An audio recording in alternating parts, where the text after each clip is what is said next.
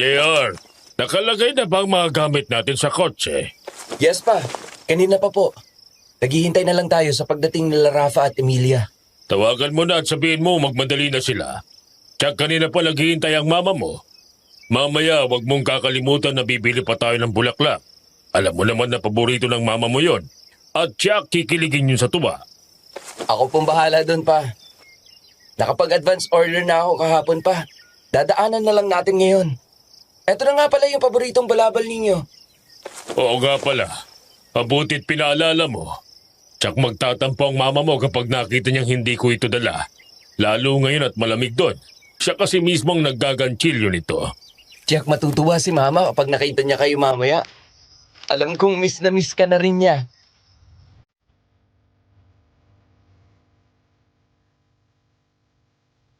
Anong gagawin mo kung ang kaisa-isang babaeng minahal mo ay nawala sa'yo? Hanggang saan nga ba ang kaya mong gawin sa ngalan ng pag-ibig? Anong masasabi mong pinaka-extreme na ginawa mo pagdating sa mahal mo? Masayang pag-usapan to, di ba? I-post ang inyong sagot sa comment section at babasahin namin. Samahan niyo na rin kami at pakinggan ang magandang kwentong ito ng aswang at pag-ibig hanggang dulo. Dear Aswang Diaries and Madam Venus, 11:10 ng gabi ng linggo. Dapat ay natutulog na ako ng ganitong oras dahil may pasok pa ako bukas sa trabaho. Pero hindi ako dalawin ng antok. Hanggang sa mga sandaling ito ay ginugulo pa rin ang isip ko ng kwento ng parents ko. Nahalungkat ko kasi ang family picture naming tatlo. Habang nakatitig ako doon ay hindi ko maiwasang ngumiti at balikan ang pangyayari. Kaya naman naisip ko na ipadala ang kwento nila sa inyo. Natsak ko ay kapupulutan ng aral at magiging inspirasyon sa iba. Ang kwentong ito ay tungkol sa pag-ibig na sinubok ng panahon. Paalala, ang mga eksena sa kwentong ito ay mula sa salaysay ng mga taong naging saksi at nakadaupang palad ng ating mga bida. Tawagin niyo na lang po ako sa pangalan na JR at narito ang kanilang kwento.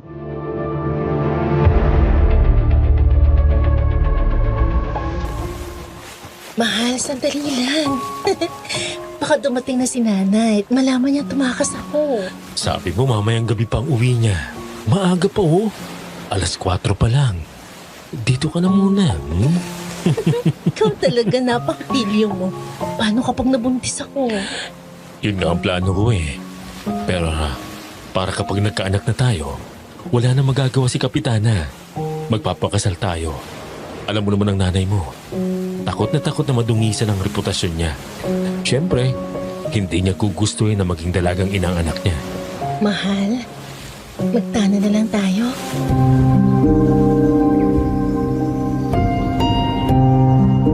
Nang mga oras na yon ay naroon sila sa bagong parte ng tabing dagat. Ang lugar kung saan walang ibang taong nakakaalam dahil bukod sa malayo, bahagyang masukal ang daan papunta doon. Sa kanilang tagpuan ay sarili nila ang mundo. Gumawa pa si Eugene ng maliit na kubo para sa kanilang dalawa kung saan kita nila ang dagat at napapaligiran sila ng mga puno. Gulat na lumingon si Eugene kay Olivia at agad na lumiwanag ang mukha niya sa saya nang marinig yun. Sa sobrang tuwa ay mariin niyang hinalikan ang nobya.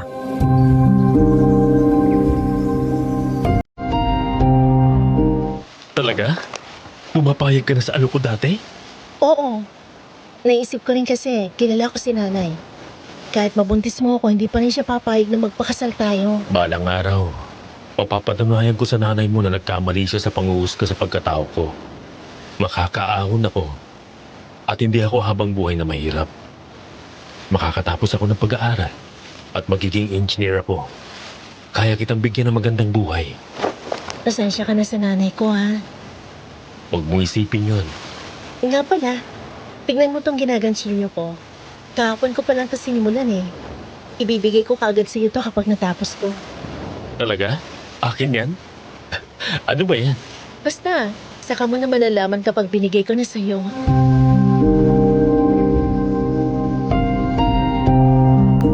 Sa sobrang tuwa ni Eugene ay hinalikan niya ulit sa labi ang kasintahan. Pagkatapos ay tinulak niya ito ng marahan pabalik sa papag.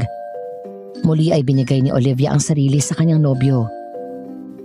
Pasado 5:00 ng hapon nang makauwi si Olivia sa bahay nila. Pagdating doon ay mabilis siyang naglinis, saka nagsimulang maghanda ng hapunan. Eksaktong 7:00 nang dumating ang nanay niya na si Anita, ang kapitana ng kanilang baryo.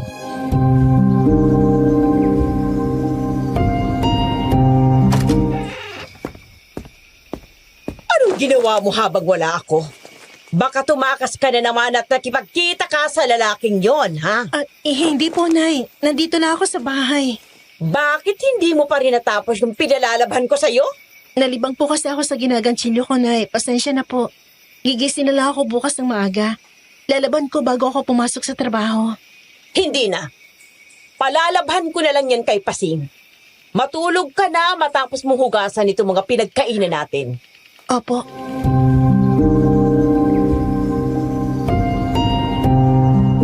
Matapos kumain ng hapunan at habang naguhugas ng pinggan, nagtaka si Olivia nang lumabas ulit ang kanyang ina. Sinundan niya ito at nakitang lumabas ng bakuran. Nagtaka siya nang makita na may kinausap itong isang lalaki. Pagkatapos ay umalis ang dalawa. Hindi naman daw naginala si Olivia sa mga sandaling yon at bumalik sa loob at tinapos ang ginagawa. Makalipas ang mga 10 minuto, biglang dumating ang humahangos niyang matalik na kaibigan na si Cherry. Malayo pa lang ay narinig niya itong sumisigaw. Takot na takot at nag-aalala.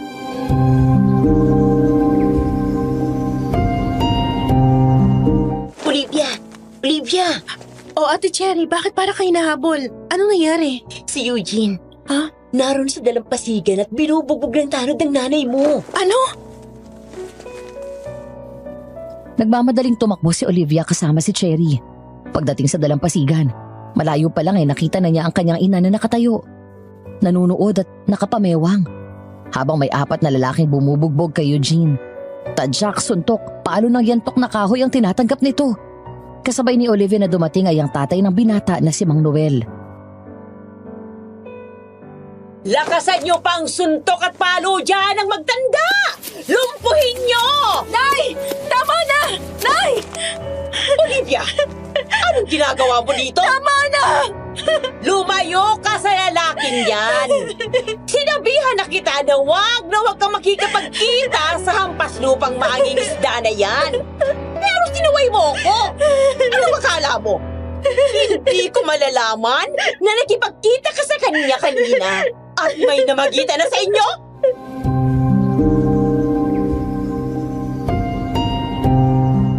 Tumakbo si Olivia at tinulak ang mga tanod na bumubugbog kay Eugene.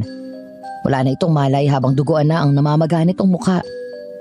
Tinagaw niya ang isang yantok na kawayan at hinampas yon sa mga tanod. Saka dinuro sila gamit yon. Kasama na doon ang kanya ina.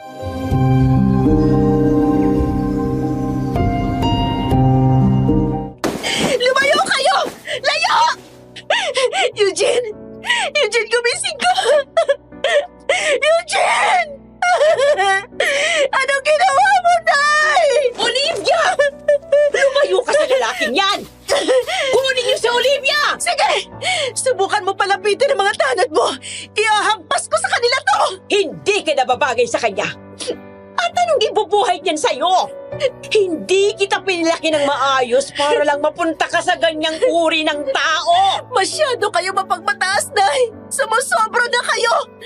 Dahil lang kayong kapitan dito, akala niyo sa'yo na ang bayan na to! Ako ang batas dito at ipakukulong ko ang lalaking yan!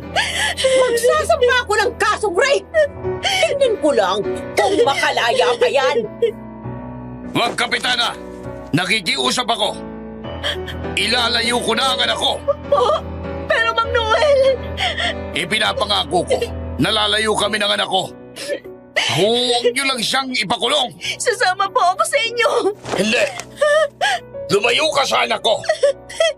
Umalis ka dyan!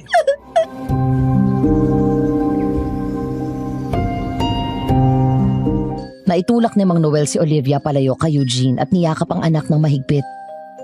Sa tulong ng ilang kapitbahay at kaibigan na may mabuting kalooban ay kinuha nila ito. Wala mang kasalanan ay napatungo na lang si Olivia dahil sa hiya, dahil sa ginawa ng kanyang sariling ina.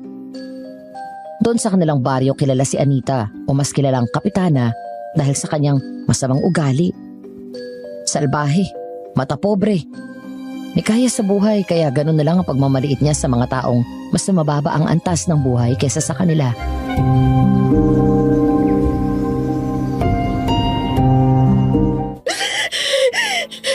Tanggap kita para sa kanya. Dahil nakita ko kung gaano ka kamahal ng anak ko. Pero sobra-sobra na ginagawang pang-aalipusta ng nanay mo sa amin. Ngayon, ay halos patayin niya si Eugene. Hindi ko hahayaan na mamatay ang anak ko nang dahil lang sa'yo. Eugene! Eugene! Kung ganon, sige! Umalis kayo dito sa bayan na to. Kapalit nito ay hindi ako magsasampa ng kaso laban sa kanya. Ay, wag! Wag, Nay! Pare, tulungan mo ako dali. Dalhin na natin siya sa ospital. Mang Noel, sasama mo! Layuan mo ang anak ko! Lumayo kayong mag-ina sa amin. Kung talagang mahal mo siya at may natitira pang awa sa'yo para sa kanya, layuan mo siya. At ayoko nang makipagkita pa sa kanya. Mula sa araw na ito, ay ituring mo na siyang patay. At ikaw, Kapitana, ang langit ng bahalang humatol sa'yo. Balang araw, ay bababa ka din sa pedestal mo. At kapag nakasumsum ka na sa lupa, asahan mo naroon ako para panaurin ka kung paano ka gumapang at magmakaawa. Nananakot ka pa! Hala! Layas! Ayoko nang makita ang pagmumukha niyong mag-ama dito sa bayan ko! Olivia! Umuwi na! Wag mo ako hawakan! Kapag tuluyan na wala sa akin si Eugene, kalimutan mo na rin na may anak ka! Dahil kinahihiya ako na maging anak na isang ganit at batang pobre tulad mo! Abat! Bastos ka! Kung inakala niyo masakit ang sampalayuan, nagkakamali ka, Nay. Dahil wala nang masasakit pa sa ginawa niyo ngayon. Pinatunayan niyo lang sa akin kung gano'ng kasama ang ugali niyo. At hindi ko makakalimutan to.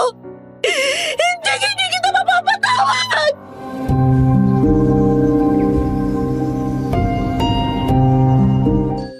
Lumipas ang 8 taon. Ang akala ni Eugene ay hindi na siya makakatuntong sa lugar na yon. Ang probinsya kung saan siya pinanganak at ang probinsyang naging saksi sa pinakamalaking kabiguan niya sa buhay.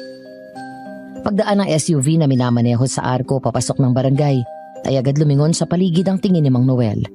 Gayon din si Eugene. Wala na sana silang interes na bumalik pa sa lugar na yon.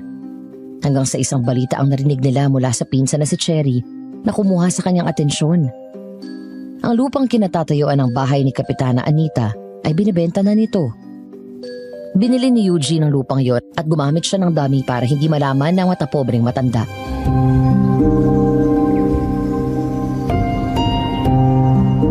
Di mo na dapat binili yung lupang yun. Kung nalaman ko yan noong una pa lamang, ay di sana'y napigilan kita. Kaya nga hindi ko sinabi. Gusto ko lang makita ko anong magiging reaksyon ni Kapitana kapag naalaman niya na ako ang totoong nakabili ng lupa. Tsaka, binili na rin naman po natin yung lupa dun sa dulo ng tabing dagat eh. May bahay lang nakatayo. Babalik at babalik din talaga tayo dito. Huwag mong sabihin na maasa ka pa kay Olivia. Huwag na ho natin siya pag-usapan, Tay.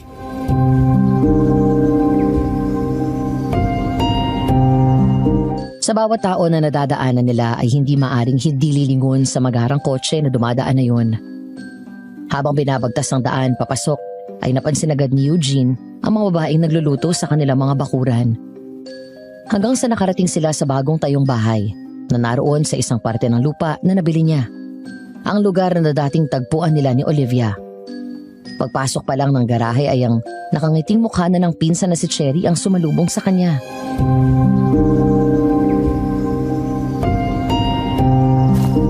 Uncle Noel, Eugene, mabuti naman at narito na kayo. Kumusta ang biyahe? Ay ate, ayos naman. Nakakapagod pero nagsalitan kami ni tatay sa pagmamaneho. Anak, ang ganda naman itong bahay natin. Si Carding ang arkitekto nito kaya maganda at pulido. Pinagtulungan namin yung plano. Pumasok na kayo, sakto nakaluto na ng pananghalian. Oh, teka. Lapit na ba ang piyesta dito? Opo, sumaktang uwi nyo. Ngayong dating na Sabado ng piyesta.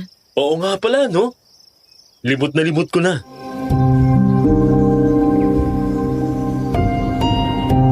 Umikot si Eugene sa buong bakuran. Bungalow na may 4 na kwarto at malawak na hardin ang kanilang bahay doon. Mala Santorini ang disenyo sa labas dahil sa puti at asul na kulay nito. Napapaligiran nito ng bakod na gawa sa rehas na bakal. Sa harap ay ang maliit na kalsada at ang kakahuyan na papasok sa gubat. Sa likod naman ay babatiin ka ng dalampasigan at malawak na karagatan. Katabi ng bahay ni Eugene ay pinagpapatayuan niya rin si Cherry ng kanilang bahay kung saan tumutuloy ito kasama ang kanyang pamilya. Napangiti si Eugene nang makita ang malusog at magagandang tanim sa hardin.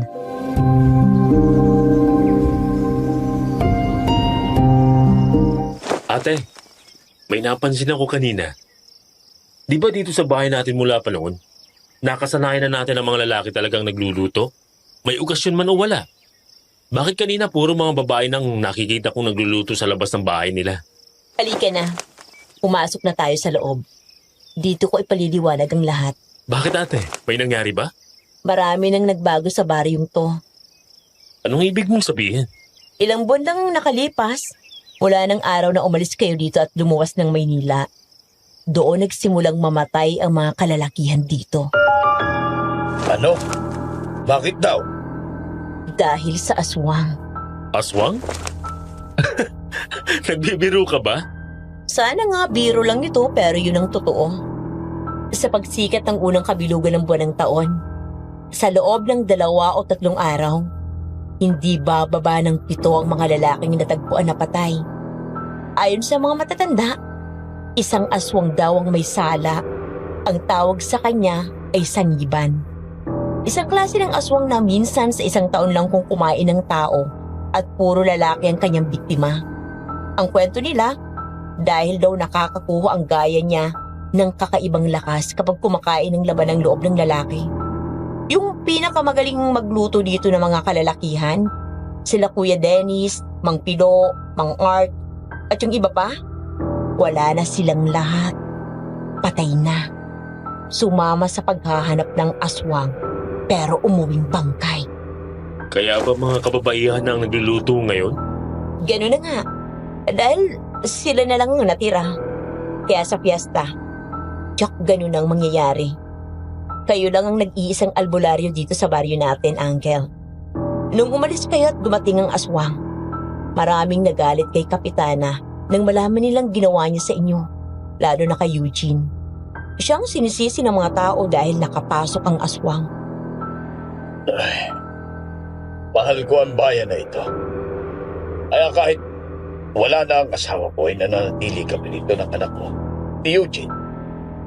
At hindi ako bumalik ng Maynila. Noon ay alaga ako sa orasyon at dasal ng baryong ito. Matagal ko na naging alaman tungkol sa sangiban na umaalagid dito sa atin. Pero nasasalag ng dasal ang kanyang pagpasok. Isang kaibigan kong taga-China ang nagturo sa akin na gumawa ng talisman na pantaboy sa mga masasamang elemento. Lahat ng daan papasok ng baryong ito mula sa gubat ay nilagyan ko ng talisman kasama ang insenso. Kaya hindi makatawid ang aswang. Nang umalis ako at lumipas ang mga araw, nawala ng bisa ang harang na ginawa ko. Nakita niyo po bang aswang? Hindi siya basta nagpapakita pero pinaparamdam niya ang kanyang presensya. Kung ako ang masusunod, hindi ako aalis dito. Pero nung gabing pinabugbog niya ang anak ko at halos mamatay, kailangan kong piliin ang pamilya ko. Mula nung nakapasok na rito sa baryong aswang, nang sumunod na taon, hindi na nananalo sa eleksyon si Kapitana. Walang nakakakita sa inyo ng katauhan ng aswang sa umaga. Wala po eh. Takot ang mga taong lumabas ng gabi. Walang may lakas ng loob na alamin. Ano na ang nangyari kay Anita? Ayun, kinarma. Nawala ng tiwala sa kanyang mga tao dito. Lalo na matapos ang ginawa niya kay Eugene. Nalugi ang negosyo niya. Naghirap sila kaya kumapit siya kay Efren. Wala na kayo dito nung dumating yon. Mayaman din. Pati tuloy si Olivia nadami sa karma niya. Anong ibig mong sabihin? 3 taon nang nakalilipas nang masangkot sa aksidente sinasakyan ng jeep ni Olivia. Dahil nakaupo siya sa unahan. Nang nabasag ang windshield, tumalsik ang bubog sa mga mata niya. Nakaligtas siya sa aksidente pero tuluyang nabulag. Tapos 2 taon nang nakalipas, matapos niyang mabulag para makaahon sa hirap. Nabalitaan na lang namin na sila na ni Efren. Pinilit siyang ipakasal ni Kapitana. Ngayon si Efren ang bagong kapitan ng baryo. Kaya ngayon, Reyna-rinahan na naman ang matandang yun. Ikinalulungkot kong nangyari sa kanila. Sige ate, magpapahinga na muna ako. Kinagabihan, pasado 12:00 ng hating gabi. Katatapos lang ni Eugene na pag-aralan ng plano ng gagawing pag-develop sa lupa ni Kapitana. Bukas ng umaga ay sisimulan na ng mga tauhan nila ang pag-iba ng bahay na nakatayo doon. Ilang araw pa lang ang nakakalipas nang umupa ng mga tao si Eugene para sa pilitang palayasin si Kapitana sa bahay nito. Mula sa kwarto ay pumunta siya sa kusina at nadatnan doon ang kanyang ama na nagsasabit ng mga bawang sa bintana.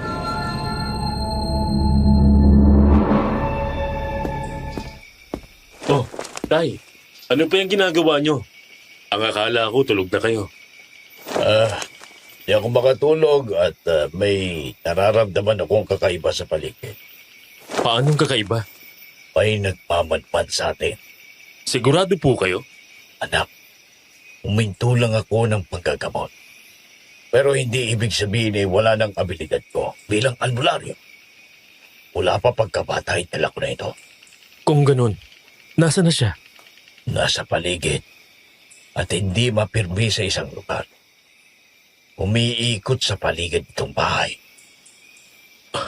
Tama kayo. Hindi lang tayong dalawang narito. Kumuha ka ng asin, bilisan mo. Tapos lagyan mo ng dinikdik ng bawang.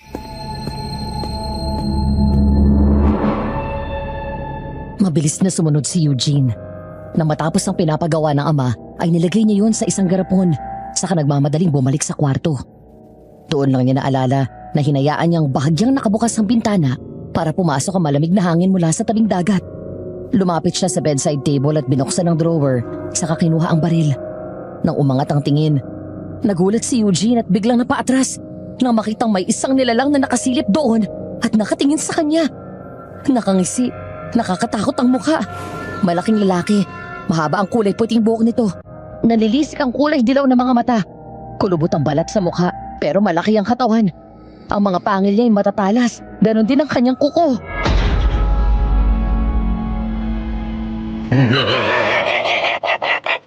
Tay, nandito ang aswang. Ang asin, bilis. Nandito po. Agad nilang binato ng asin ng aswang, kaya mabilis itong tumakbo. Nagmamadali si Eugene at hinabol ito hanggang labas. Nang maabutan na sumasampa sa bakod ng aswang, ay inasinta niya ito at sunod-sunod na binaril. Nang matamaan ng aswang ay agad itong nahulog sa labas ng bakuran. Tumakbo si Eugene palapit sa bakod at mula doon ay muli itong binaril, ngunit mabilis itong nakatakbo at tuluyan ng tumakas.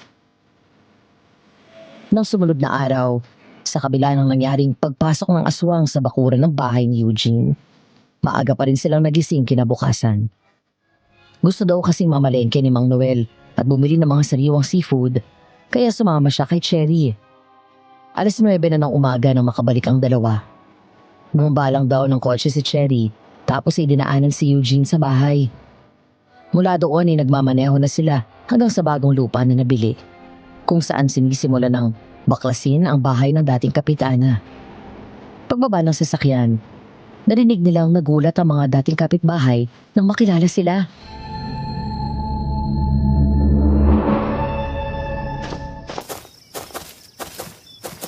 Magandang umaga po. Paring dito, kumusta? Ha? Long time no see. Si Eugene pala ito. Asensado na. Ano? Sila pala nakabili ng lupa nila, Kapitana. Ay, tingnan mo nga naman ang buhay. Oo nga. Magandang umaga po, Mang Ruben.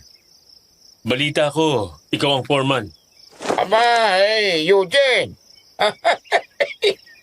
Totoo palang balita na ikaw ang nakabili nito.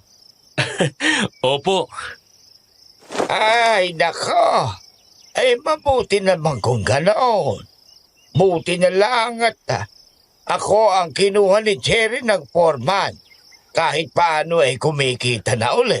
okay lang ho ba sa inyo na kayo pa mismo ang gumigiba ng bahay ng kapatid nyo? Abay, oo, ayos lang. Matagal ko na rin hindi nakakausap yan. Tinakwil ko na rin kapatid yan matagal na. Dahil sa kasamaan ng ugali. Kung hindi lang dahil sa misis ko, matagal na kaming lumayo dito. Ay, Paring Noel, kamusta? Oh, pare, long time no see. Ay, asinsado na kayo, ha? Naalala mo ba yung kwento ko noon? Tungkol sa mama at papa ko? Oo. Ay, hindi ba't sinabi mo na tinakwil ka nila noon dahil ayaw nila sa misis mo? Noong dumating kami sa Maynila, nahanap ako ng mga tauhan ng mama. At pinapunta ako sa bahay. Nagkapatawaran kami. At pinabalik ako. Nakilala niya sa unang pagkakataon ng apo niya.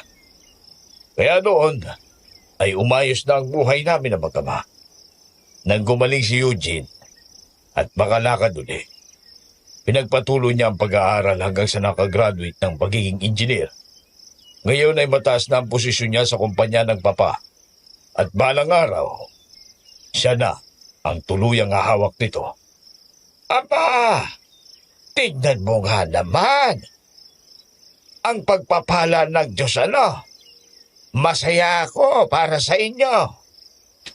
Salamat, pare.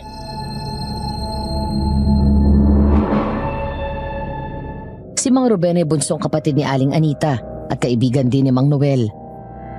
Maya-maya ay dumating si Cherry, dala ang merienda para sa mga tauhan.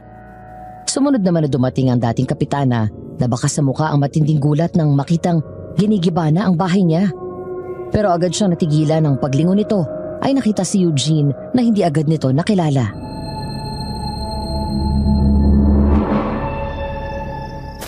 Sandali lang! Sandali!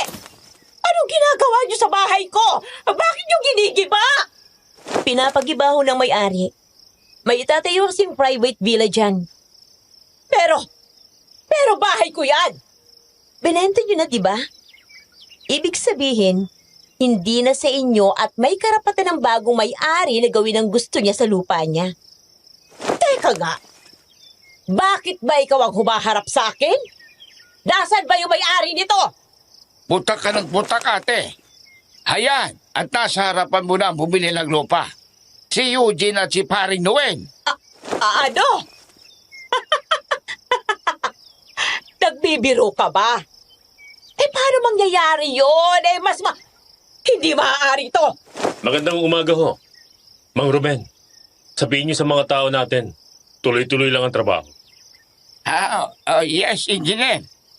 Paano? Paano nangyari? Ako na magpapaliwanag, Eugene. Hindi mo ba alam? Galing sa isang mayamang pamilya si Paring Noel. At nag-iisa siyang anak ng mag-asawang milyonaryo. Kaya sila napadpad dito noon. Dahil hindi tinanggap ng mga magulang niya ang kanyang asawa. Tinalikuran niya ang marangyang buhay sa Maynila. At dito nanirahan. At siguro nga, hindi mo alam. Dahil kung alam mo, magiging mabait ka sa pakikitungo sa kanila. Dahil yun naman ang ugali mo, hindi ba? Kung sinong mayaman, doon ka dumidikit. Lalo na at alam mong may pakinabang ka. Hindi totoo to. Niloloko niyo ako. Ang akala ko yung si Attorney Venancio ang nakabili ng lupang to. Hindi naman sinabi ni Attorney na siyang may-ari, di ba? Ate Cherry, Mang Ruben, hayaan niyo na siya. Hindi niyo kailangan magpaliwanag. Tuloy po natin ang trabaho. Eugene?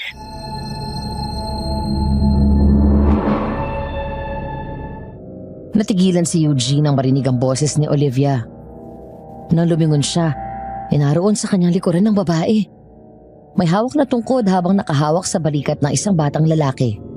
8 taon na ang nakalipas, pero hanggang sa mga sandaling yon ay hindi pa rin kumukupas ang kanyang kagandahan. Gumisilang si Eugene na parang nangaasar na lumingon kay Kapitana bago lapitan si Olivia. Kinuha niya ang kamay nito at hinawakan.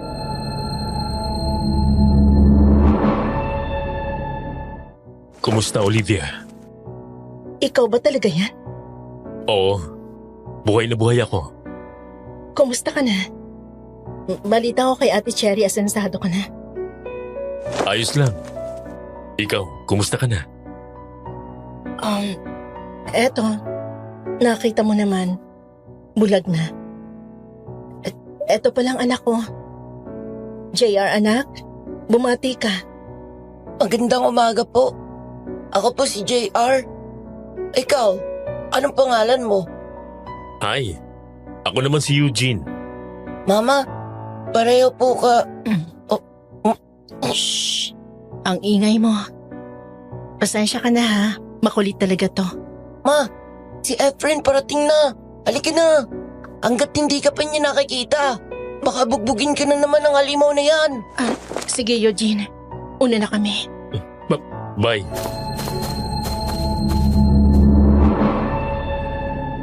Nang makarating sa bahay ang mag-ina, agad naghanda ng mesa si JR para sa kanilang dalawa.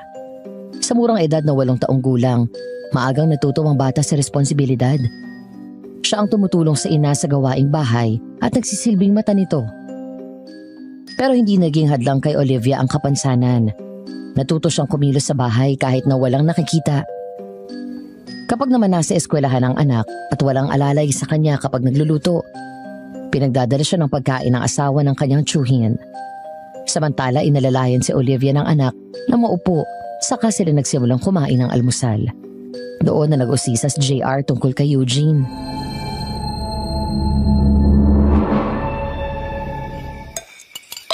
Ma, sino po ba yung lalaki kanina? Pareho pa kami ng pangalan, tsaka bakit mo po ako pinigilang magsalita kanina? Dati ko siyang nobyo anak. Busy kasi siya kaya pinigilan kita baka humabang usapan. Alam mo mama, nakita ko yung kotse nila ang gara. Mayaman sila. Sana tayo rin. Hayaan mo anak, makakaraos din tayo. Dadamihan kong paggagansilyo para marami rin tayong maibenta. Huwag kang mag-alala mama. Ako bahala sa mga yan. Mag-aalok ulit ako sa mga kaklase at mga teachers ko. Napakaswerte ko talaga sa iyo anak. Bata ka pa pero napaka-mature mo mag-isip. Kumain na nga tayo.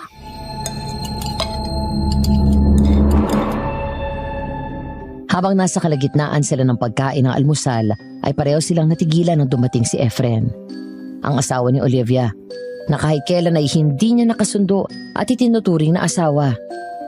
Abusado ito at nananakit. Magaling magmanipula ng mga tao. Kaya maraming nakukuhang suporta ito sa baryo dahil sa matamis at galing nitong magsalita. Agad lumingon sa kanilang dalawa ang lalaki at ngumiti.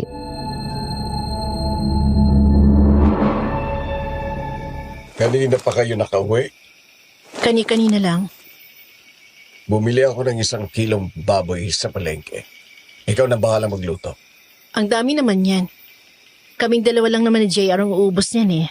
Dahil hindi ka naman kumakain dito. Itago mo muna sa rep. Kaya pala, kayo ba yung nakita ko kanina doon sa dating bahay ni nanay? Anong ginawa mo doon? Napadaan lang kami. Mukhang mayaman yung nakabili ng lupa. Balita ko dati raw taga rito yon. Oo. Eh ano ngayon? Bakit bang sungit mo ha? Sinong pinagmamalaki mo? Baka akala mo hindi ko alam kung sinong Eugene na yun sa buhay mo. Alam mo naman pala eh. Makakaalis ka na. Ako, Olivia, wag mo akong ginagalit. Baka gusto Saktan mo... ako? Bakit? May bago ba? Sige lang. Dagdagan mo lang ang dahilan ko para mas lalo kitang kamuhian. Ano pa bang gusto mo? Mahal kita. At lahat ang ginagawa ko ay para sa'yo. Mahal? May nagmamahal bang dinadaan sa dahas? Pagmamahal bang tawag mo sa ginawa mong panggagahasa sa akin? Hanggang ngayon ba naman? Olivia! Olivia! Umalis ka na. para tahimik ang bahay na to.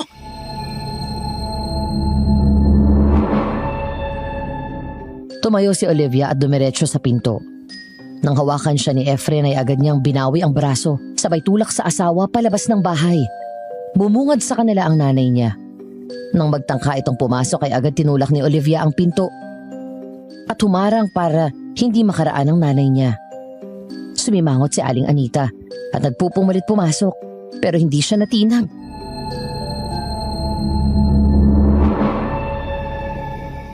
Ano ba? Bakit ayaw mo kong paraanin? Umalis kayong dalawa dito sa pamamahay ko! Bakit ka ba nagkakaganyan? Gusto ko lang makita ang apo ko! Matagal na akong ganito simula nang sinira mo buhay ko. Huwag ka na ulit babalik dito dahil hindi bukas ang bahay ko para sa'yo. At huwag na huwag kang lalapit sa anak ko. Dahil ayoko lumaki siyang kasing sama ng ugali mo. Bastos ka talagang bata ka! Wala ka na talagang galang at respeto sa akin! Bakit hindi mo sisihin ang sarili mo? Bakit hindi mo itanong sa sarili mo kung anong klaseng inang papahigasain ng isang lalaki sarili niyang anak? Ang ipabugbog ang lalaki, mahal ng anak niya. Kung talagang wala akong respeto sa'yo, matagal na kitang pinakulong. Pero para sa'yo rin! Alam mo, Nay, wala kang alam sa pagiging ina!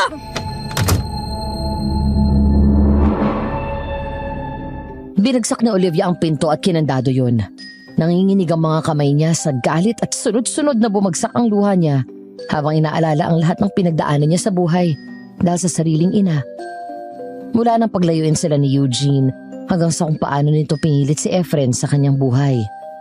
Lahat ng yun ay sariwa pa sa kanyang alaala. Maya-maya ay naramdaman na ni Olivia na tumakbo palapit sa kanya ang anak at yumakap ng mahigpit. Hapon ng araw na yon, pasado 4:00. Matapos tumulong sa mga tauhan sa pag-iba ng dating bahay ni Kapitana, ay nakipag-meeting pa si Eugene kasama ang foreman at architect. Umuwi siya sa bahay na tahimik at laman pa rin ang isip niya si Olivia.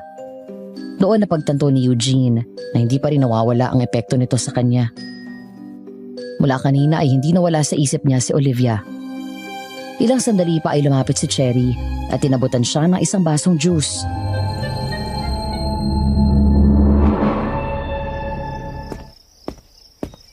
Iniisip mo siya, no? Mula na magkahiwalay kami, ate. May bigat sa dibdib ko na hindi mawala-wala. Hindi ko pinansin yun nung una. Mula nang makalakad ako ulit, ang nasa isip ko lang ay mag-aral, magtrabaho, ang ayusin ang buhay ko. Nang malaman ko mula sa'yo na binibenta itong parting ito ng tabing dagat pati ang dating lupa ni Kapitana, ay agad ko itong binili. Dahil gusto kong gumanti at makita ang reaksyon ng mukha ng matandang yon. Kapag naalaman niya na ang dating inalipusta niya ang taong bumili ng pag-aari niya. At nagtagumpay ako. Nakita mo bang mukha ni Kapitana? Namutla sa gulat. Siguradong hindi niya inakala na ang taong sinabihan niya ng hampas lupa at mas mahirap pa sa daga ay mas mayaman pa pala sa kanya. Pero nang makita ko si Olivia, yung bigat na dala ko sa dibdib ko, biglang nawala. Parang naging payapa lahat. Kumalma ang puso ko. Gusto ko siyang yakapin ulit. At sabihin kung gaano ako nangulila sa kanya. Mahal mo pa rin siya. Alam kong hindi na dapat dahil may asawa na siya. Hindi sila kasal. Ano? Walang bisang kasal nila. Walang basbas ng simbahan o batas. Sumasamba si Efren sa isang kulto dun sa gubat. Doon sila kinasal. Kaya technically, hindi legal at walang bisa yun. Mahal ba niya yung lalaki? Walang ibang minahal si Olivia hanggang ngayon, kung hindi ikaw lang. Nung tuluyan kayong mawala dito sa atin, lumaya siya sa kanila at tumira kay Mang Ruben. Pumapasok siya sa trabaho at madalas nasa bahay lang at tumutulong sa gawaing bahay. Pero hindi na nawala ang lungkot sa mata niya. Dito sa dati niyong tagpuan, sa kubong ginawa mo, may mga nakakakita sa kanya na madalas nandito at naririnig ang pag-iyak niya. Paulit-ulit na humihingi sa iyo ng tawad at tinatawag ang pangalan mo. Maraming ibang babae dyan, anak. Wag na si Olivia. Tay, nandyan pala kayo. Pasensya ka na kung sumabat ako sa usapan ninyo. Alam mo na wala akong problema kay Olivia. Mabait siyang bata at magalang. Alam kong mahal ka niya pero kung mapapahamak ka lang uli gaya ng nangyari noon dahil sa kagagawa ng nanay niya, hindi ko hahayaan na mangyari yun. Huwag kayong mag-alala, Tay. Napag-uusapan lang naman namin ni ate.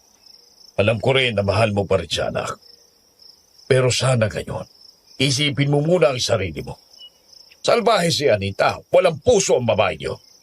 Baka sa susunod, ipapatay ka niya. Marunong na akong lumaban ngayon, Tay. Hindi ako kagaya ni Anita na paghihimasukan ang buhay mo. Ang sinasabi ko ay opinyon ko lamang. Nasa iyo pa rin ang huling desisyon, anak. Ang sa akin lang, ayoko nang maulit ang nakaraan at mapahamak ka.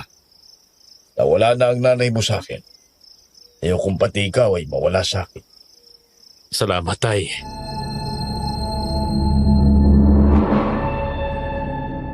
Sa mga sumunod na araw, sa tuwing naroon siya sa construction site, ay nakikita niya si Olivia. Minsan kasama ang anak, minsan siya lang mag-isa at naglalakad sa dalampasigan. Minsan naman kasama ang lalaki na sinabi ni Cherry na asawa nito. Sa lahat ng yon ay hindi nagtangka si Eugene na lapitan ito at kausapin. Wala na siyang balak makipaglapit dito. Pero kahit anong pigil sa damdamin, parang may puwersang humihila sa kanya kay Olivia. Bisperas ng fiesta, tahimik na ang paligid dahil malalim na ang gabi. Hindi na naman makatulog si Eugene. Lumabas siya ng kwarto at dumiretso sa kusina, saka kumuha ng isang boteng beer. Pagkatapos ay lumabas ng bahay at nagpunta sa lanay, saka doon uminom. Hindi naman niya kailangan mag-alala sa aswang dahil nilagyan na ng kanyang ama ng pangontra ang buong bakod, kaya hindi na ito makakapasok ulit. Habang nakaupo sa isang rocking chair, bigla siyang tumuwid ng upo nang makita niya sa dalampasigan si Olivia. Naglalakad mag-isa, hawak ang tungkod na siyang nagsisilbing gabay nito. Lalabas sana siya pero pinigilan niya ang sarili. Hanggang sa biglang madapa si Olivia. Doon na napatakbo si Eugene palabas.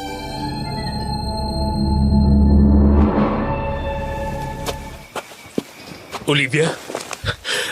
Ayos ka lang ba? Eugene? Ako nga. Nasaktan ka ba? Okay lang ako. Malalim pala yung parte ng buhangin na natapakan ko kaya nawalan ako ng balanse. Halika.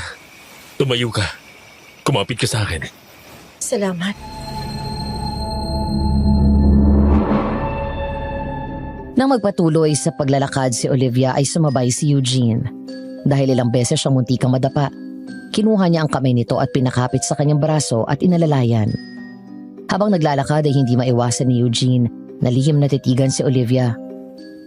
Bahagya itong namayat at nawala ang kinang sa mata. Pero ang lakas ng dating nito at ang ganda, walang pinagbago. Siya pa rin ang Olivia na minahal niya mula noon.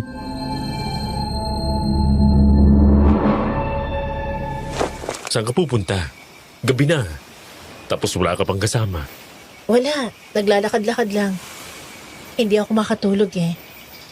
Huwag kang mag-alala, palagi kong ginagawa ito. Kabisado ko ng dadaanan ko pauwi sa bahay ni Uncle Ruben. Binibilang ko mga hakbang ko. Tig, 80 steps papunta at pabalik.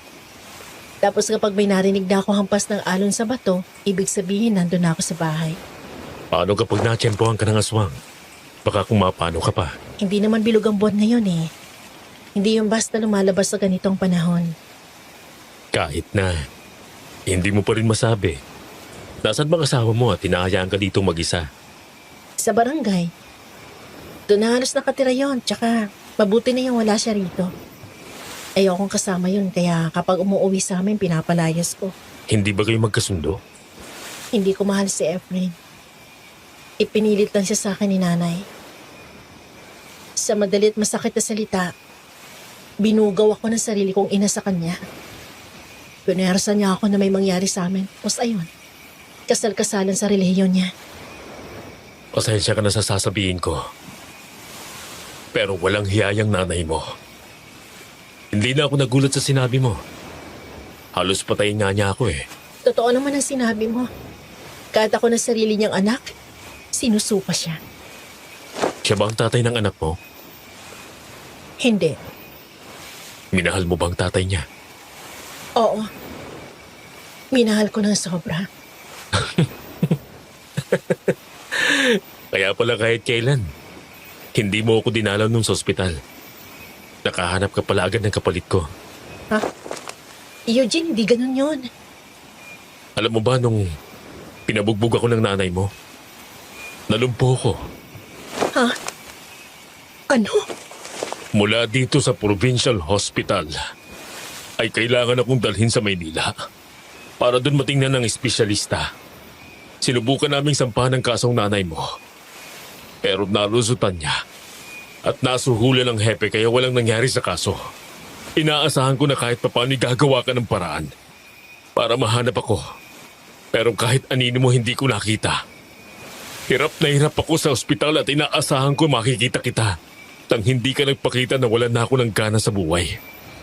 Pero sa tulong ng tatay ko at ng lola ko, nag-therapy ako para makalakad ulit.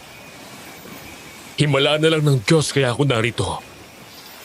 Aaminin ko, Olivia. Mahal na mahal pa rin kita hanggang ngayon. Pero may galit akong nararamdaman hindi lang sa nanay mo kung hindi para sa'yo. Akala ko minahal mo ko. Pero dahil sa sinabi mo, ngayon malinaw ng lahat. Kaya hindi mo ako pinuntahan ay dahil may iba ka na. Eugene, hindi mo naiintindihan. Hindi yun ang ibig kong sabihin. Halika. Ihatid na kita baka kung... Ang aswang! Biglang umatras ang dalawa nang humarang sa daan nila ang aswang. Nagtago ito sa likod ng halamanan at biglang lumabas nang parating na sila. Tinago ni Eugene si Olivia sa kanyang likod na mahigpit ang kapit sa kanyang damit. Umatras sila ng umatras habang lumalapit ang aswang hanggang sa makalapit sila sa isang bangka. Agad kinuha ni Eugene ang sagwan pagkatapos ay pinatibi doon si Olivia. Dito ka lang. Huwag kang aalis ha. Babalikan kita. Mag-ingat ka sa kanya, Eugene. Hindi kanya kakainin pero kaya kanyang patayin. Ikaw na tayo dito sa bayan ko. Hindi ka na dapat pumunta rito. Dahil ngayong gabi ko tatapusin ang buhay mo! Hindi ako natatakot sa'yo. Dahil nagkamali ka ng hinamon.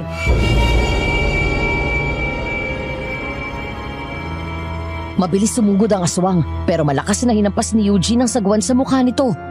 Matapos yun ay sinundan niya ng malakas na sipa sa tiyan. Nang bumagsak ang aswang sa buhangin ay si Eugene pa mismo ang sumugod dito. Saka muling hinampas ng sagwan ang mukha ng aswang. 3 beses na magkakasunod. Bigla itong tumayo at nayapo siya sa bewang saka tinulak kaya napahiga si Eugene sa buhangin.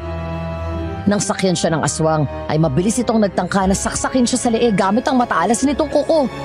Agad siyang dumakot ng buhangin at binato ito sa mukha. Napalayo sa kanya ang aswang nang pumasok ang buhangin sa mata nito. Sinamantala niya agad yun at sinuntok sa mukha. Pero kahit na hindi makakita ng maayos, nanlaban ito at sinakal si Eugene. Hanggang sa bigla ito natigilan at umatras nang mahawakan ng medalyon o anting-anting na nakasabit sa kanyang leeg.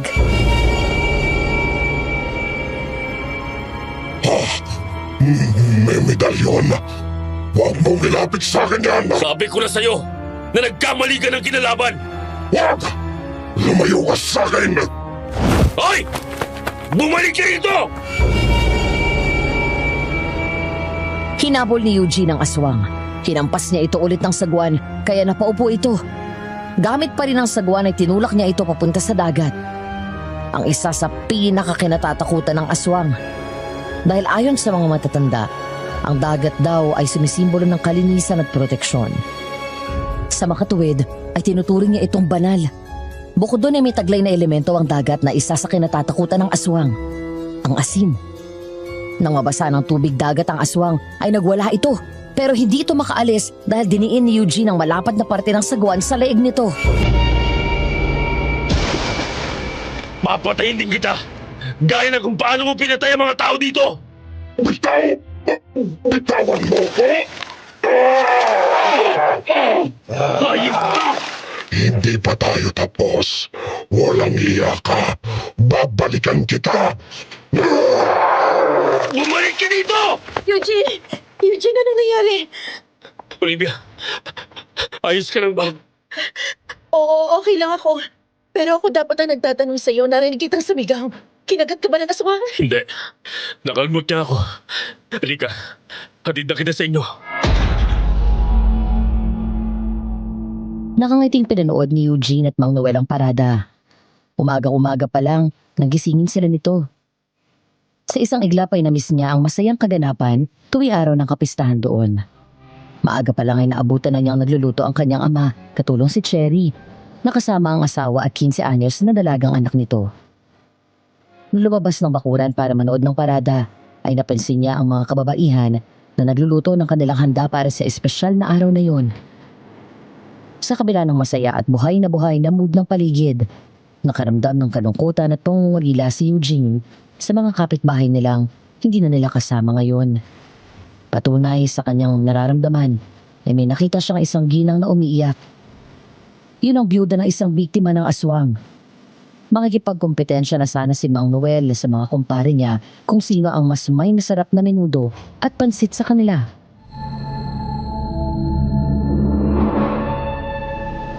Naku, ang daming gusto makipiesta dito. Ang sabi ko nga, hindi natin napaghandaan to ng husto dahil ibang pakay ng pagbalik mo dito. Inaasahan yata nila na may palitsyon ka. Mamaya anak, maraming palaro doon sa dalampasigan. Naalala mo, palagi kang sumasali sa agawang buko. Tapos, aabot kayo sa dagat dahil gugulong doon ang buko. Oo nga ate. Sayang, hindi na ako makakasali ngayon. Pinagbawalan na ako ng doktor ng extreme physical activities. Hayaan mo na yun, anak. Hindi ka na rin bumabata. Masaya pa rin naman kahit manonood lang tayo. Paliligo po muna ako. Anak. Po. Gusto ko lang malaman mo na susuportahan ko kung saan ka man magiging masaya. Anong ibig niyong sabihin, Tay? Si Olivia. Alam ko na mahal mo pa rin siya. Sundin mo ang puso ko. Huwag kang mag-alala. Ngayon ako, si Uncle Noel, pati na rin si Mang Ruben at pamilya niya. Nakahanda kaming tulungan kayo ni Olivia. Dahil nahihirapan din kami na makita kayong dalawa na parehong nahihirapan. Kung ganoon, tulungan niyo ako. May naisip akong plan.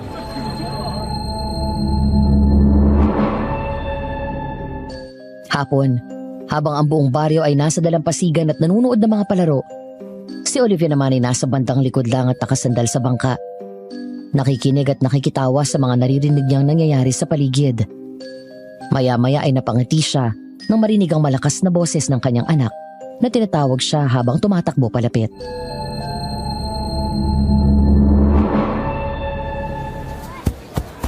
Mama! Mama! Ang galing ni Peter! Naagaw niya yung buko! Niyakap niya ng ganito yung buko! Maigpit! Tapos, binabalyan niya yung mga kalaban niya, oh! Ang lakas niya, Mama! Kapag 12 years old na ako, gusto ko rin sumali sa agawang buko. Kung ganon, dapat kumain ka ng gulay at prutas para lumakas ka. Huwag puro chichirya. Kapag walang pasok, matulog ng tanghali. Opo. Kapag binata na ako, magpapalaki ako ng katawan. Baka naman kapag nagbinata ka na manligaw ka kaagad pag-asawa. Tapos iiwan mo ako. Hindi po, oh. Bago ako mag-asawa, hahanapin ko muna si Papa para may mag-aalaga sa inyo. Paano kung hindi mo siya mahanap? Di hindi ako mag-aasawa. Hindi kita iiwan. Hala, Mama, si Efren parating.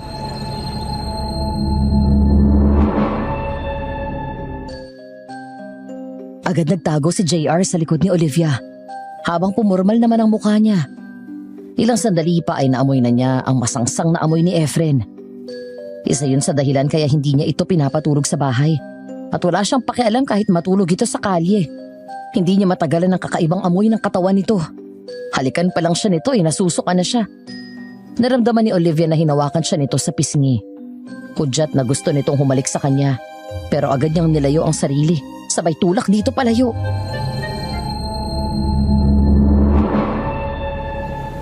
Ano ba? Lumayo ka nga! Ang baho-baho mo! Nabuti naman o, Olivia. Para kang di asawa. Hindi naman talaga Walang bisang kasal na yon. Ako malapit na akong mapikon sa'yong babae ka. Pinagpapasensyahan lang kita. Aray, bitiwan mo ako, nasasaktan ako. Hoy, Efren, hindi ako natatakot sa'yo. Masasaktan ka talaga kapag hindi mo tinigil yung kaartehan mo. May obligasyon ka sa akin bilang asawa mo. Hindi kita asawa, kaya wala akong obligasyon sa'yo. Huwag mong saktan ng mama ko! Sa bahay kang aswang! Hoy, babuet. Huwag kang makialam dito, ha? Mama, pinatukan niya ako! Hayop ka! Wala kang karapatang saktan ang anak ko! Efren! Olivia! Anong nangyayari dito? Itong hayop na to, Uncle! Sinaktan si JR! Ako'y mag-asawa ho ito. Huwag na kayong makialam. At ikaw, halika sa bahay. Tignan ko ang tapang mo. Hinahanap ka ng mga tao sa palaro, Efren. Hindi ito ang oras para mag-away kayo. Ako na ang bahala dyan sa asawa mo. Sige na, pumunta ka na doon. Salamat kang babae ka. Pero hindi pa tayo tapos. Mamayang gabi tinitiyak ko sa iyo na hindi ka makakapalag sa akin. Walang nagawa si Efren kundi ang bumalik sa kasiyahan. Hinatid silang mag-ina ni Mang Ruben sa bahay nila matapos patahanin at masiguro na maayos ang kalagayan ng anak. Ngunit pagdating doon ay dumiretso sila sa likod bahay. Nagtaka si Olivia nang marinig ang boses ni Cherry.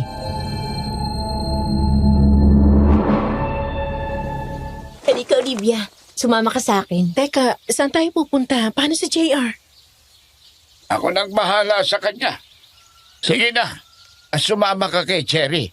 May importante kayong pupuntahan. Sige po. JR, huwag kang lalayo sa Lolo Ruben mo, ha? Huwag kang lalapit sa Lola Anita mo at dun kay Efren.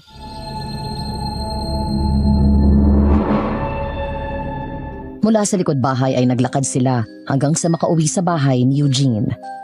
Mabuti na lang at walang tao sa mga bahay na nadaanan nila dahil nasa dalampasigan ng mga ito at nanonood ng mga palaro. Pagdating doon ay dinala ni Cherry si Olivia sa loob ng bahay at doon ay naabutan nilang naghihintay si Eugene.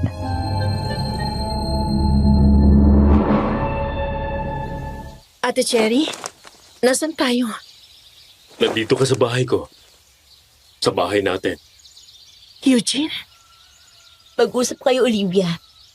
Eugene, nakahanda ng lahat. Hihintayin lang namin ang go signal mo. Salamat, ate.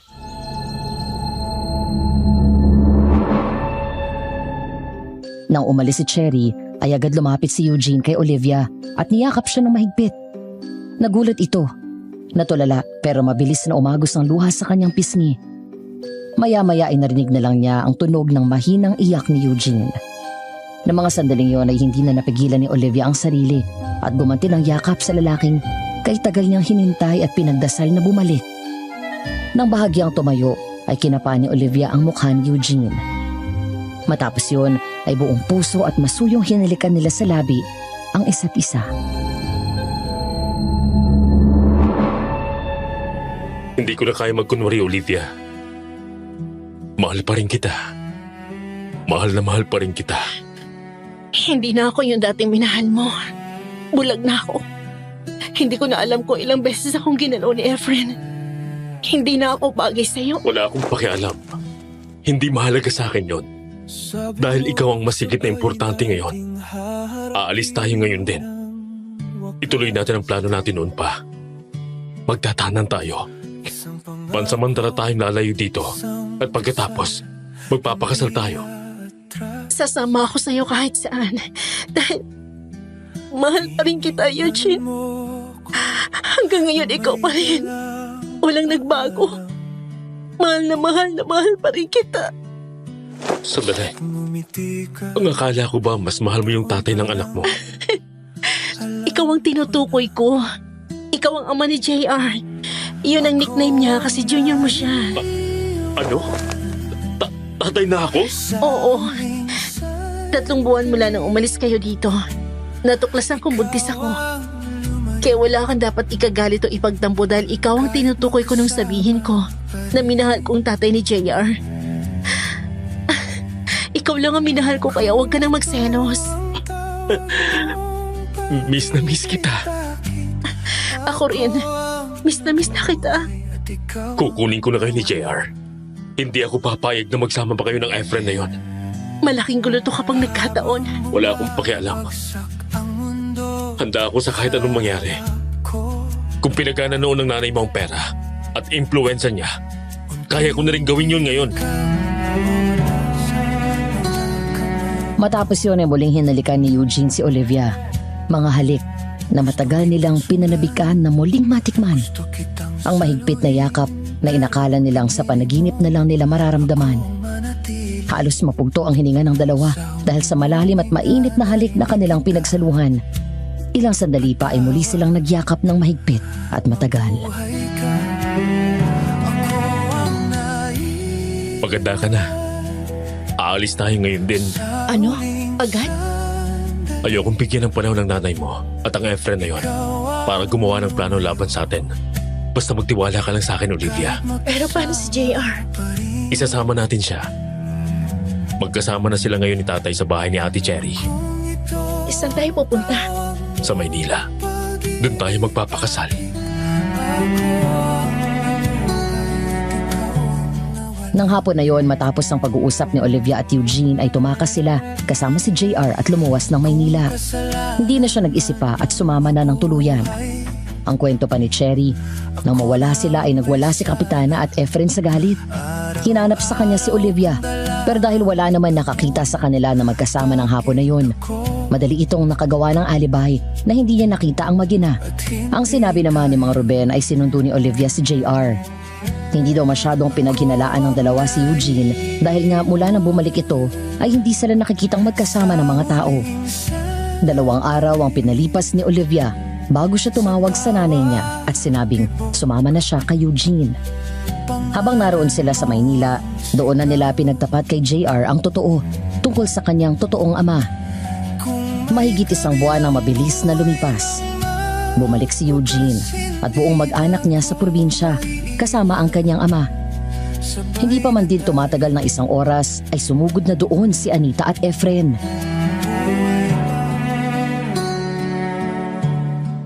O Eugene! Lumabas ka dyan! Nasaan si Olivia? Ibalik mo sa akin ang asawa ko! Eugene, lumabas ka dyan! Kung ayaw mong ipapulis kita ngayon! Anong ginagawa niyo dito? Ilabas mo ang asawa ko! Para yan sa panggagahasa mo kay Olivia. At wala kang asawa dito. Rapist kang animal ka. Ako ang totoong asawa ni Olivia. At legal ang kasal namin. At ikaw, Aling Anita, baka gusto mong ikaw ang ipapulis ko dahil sa pagbubugaw mo sa anak mo. Gusto mong buhayin ko ang kaso ko laban sa'yo? Madali lang gawin yun ngayon dahil nasa akin pa ang mga ebidensya ko laban sa'yo. Wala kang pakialam sa gusto kong gawin sa anak ko. Napakawalang kwenta mo talaga. Matapang ka na ngayon dahil may pera ka? Hoy! Hawak ko pa rin ang baryong to! Wala akong pakialam kung sa tingin nyo ay kayo ang batas dito. Pero hindi ako natatakot sa inyo. Kaya ko kayong labanan. Umalis na kayo dalawa dito! Olivia, halika na! Umuwi na tayo! Anak, mag-usap muna tayo. Umalis na kayo! Layuan niyo ako! Layuan niyo ang pamilya ko! Hindi ba't pareho kayong dalawa ng ambisyon? Ang maghari-harian dito? Bakit hindi kayo magsamang dalawa? Etong tandaan ninyo, hindi nagtatapos dito ang lahat. Babalikan ko kayo! Gagantihan ko kayo! Hindi ako natatakot sa'yo! Kakasuhan kita ng kidnapping! Magkikita tayo sa korte! Nung una rape, ngayon naman kidnapping? Sinong maniniwala sa'yo? Tama, nanay. Dahil kahit anong kasinungalingan ng tahiin mo, wala nang maniniwala sa'yo. Alam ng mga tao dito na kami ni Eugene ang totoong nagmamahalan noon pa. At alam nila kung gaano ka kasinungaling. Alam nila kung anong klaseng tao ka. Mapapahiya ka lang. Kaya kung ako sa'yo, tatahimik na lang ako. 1 beses pa kayong sumugod dito at mag-iskandalo. Sa presinto kayo dadamputin. Alalahanin mo, Aling Anita, ang hepe na madalas mong suhulan para makalusot ka sa mga kaso mo ay sinibak na sa pwesto. At ang pumalit sa kanya ay ang kumpare ni tatay. Ikaw ngayon ang nasa alanganin. May araw ka rin! Mula nang magpakasal ang dalawa ay kakaibang kapayapaan sa puso ang naramdaman nila. Parang araw-araw na magkasama sila ay masaya. Walang lungkot, walang galit.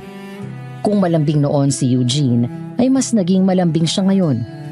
Alagang-alaga niya si Olivia na parang binabawi ang mahabang panahon na ninakaw sa kanila. Lumingon si Eugene nang marinig na bumukas ang pinto ng kwarto.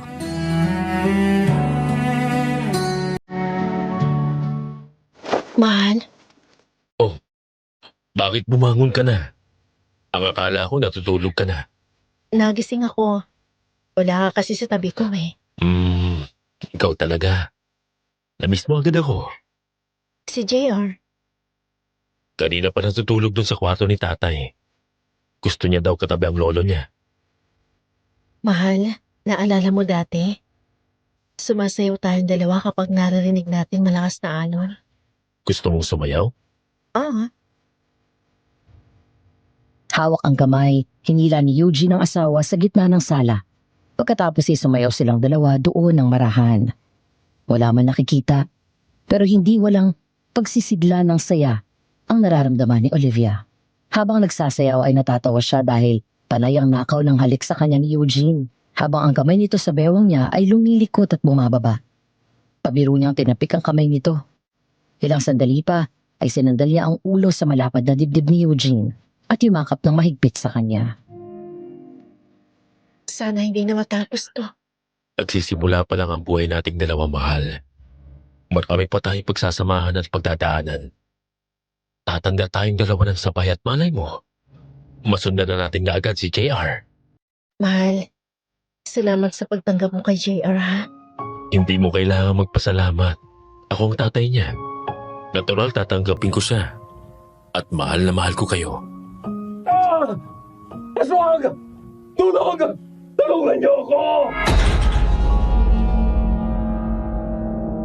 Napahinto ang dalawa sa pagsasayaw nang marinig nila yun. Dahil malayo ang boses, hindi nila nakilala kung sino ang humihingi ng tulong. Nagmamadali si Eugene na kumuha ng baril sa kwarto nila at pinaupo doon sa kama si Olivia. Matapos yun ay wala siyang takot na lumabas ng bahay hanggang sa bakuran. Hinahanap niya ang taong humihingi ng tulong. Ngunit gano'n na lang ang gulat ni Eugene na mula sa gilid ng pader ay lumabas ang aswang.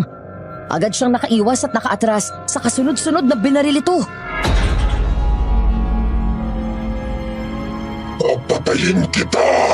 Hindi ka pa nadala nung una? Hindi ka na makakaligtas ngayon! Tay! Tulong! Matapos tamaan ng aswang, tiniis nito ang sakit dahil sa tama ng bala at pagkatapos ay sumugod sa kanya. Nakita niya ang matinding galit mula sa nanilisik nitong mga mata. Pero walang pakialam si Eugene kung ano man ang dahilan ng pagsugod nito dahil mas mahalaga sa kanya yung mga sandaling yon ay ang protektahan ng kanyang pamilya. Samantala, bago pa niya muling makalabit ang gatilyo ng baril, nalapitan na siya nito. Napasandal si Eugene sa pader at agad tinulak palayo ang mukha ng aswang nang akmang kakagatin siya. Tinuhod niya ito ng malakas at sinuntok ng malakas pero hindi natinag. Hanggang sa mula sa likod ay may buntot pagi na humataw sa likod nito. Layuan mo ang anak ko! Huwag kang makialam dito, tanda! Dahil isusunod kita dito sa anak mo! Wala kang gagalawin kahit isa sa pamilya ko! Dahil akong papatay sa'yo! Bitiwan mo sabi ang anak ko!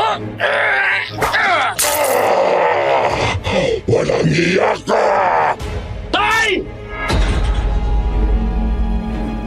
Matapos sagupitin ng buntot pagi ay sinaksak ni Mang Noel sa likod ang aswang. Nakita ni Eugene kung paano lumiyad ang aswang at humarap sa kanya.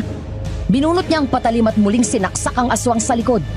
Ilang sandali pa ay bumagsak ang aswang sa lupa at hindi na gumalaw pa. Humihinga lang mag-ama na tumayo at nilapitan ang aswang. Sinipa pa nila ito para masiguro na patay na nga. Ilang sandali pa ay nagmamadaling lumabas si Olivia. Naalalang-alala habang nakahawak sa balikat ni JR na nagising din dahil sa kaguluhan. Eugene!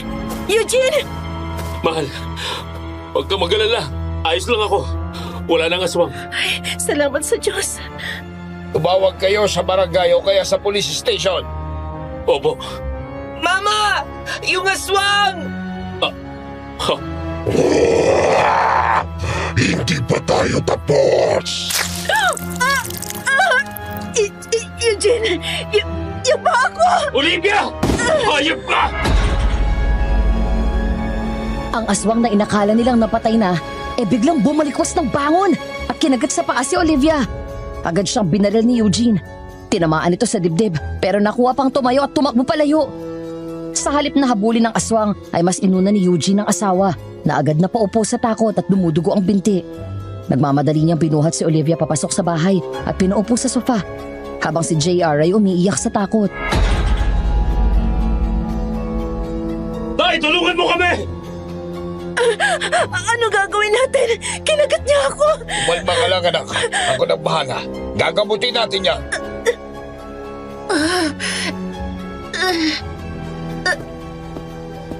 Uncle, anong nangyari? Olivia, anong nangyari? Ate, kinagat siya ng aswang. Mabuti at narito ka, Cherry. Madali ka. Tulungan mo ko. Kailangan magamot agad si Olivia. Ang mga gamit ko, kunin mo. Eugene, magpakulo ka ng tubig at pakuluan mo ng 15 minuto ang mga tao ng sambunga. At kamang niya. Tapos ay dali mo dito yung tubig na pinagpakuluan. Pati yung mga dahon. Kailangan ko rin ng malinis na tela. Kutsilyo at kandila. Bilisan mo! Opo. Mabilis na agapan ang sugat ni Olivia dahil sa kagat ng aswang. Nilagnat siya ng husto magdamag kaya hindi nakatulog si Eugene sa pagbabantay. Matapos ang mahigit 24 oras, saka pa lang bumaba ang lagnat nito. Kaya nang makatulog ng maayos, ay doon pa lang din napahinga si Eugene. Hapon bandang 2:00, nagising siya at naabutan si Mang Noel at Mang Ruben na nag-uusap sa labas ng bahay. Lumapit siya sa mga ito at maya-maya lang din ay dumating na si Cherry.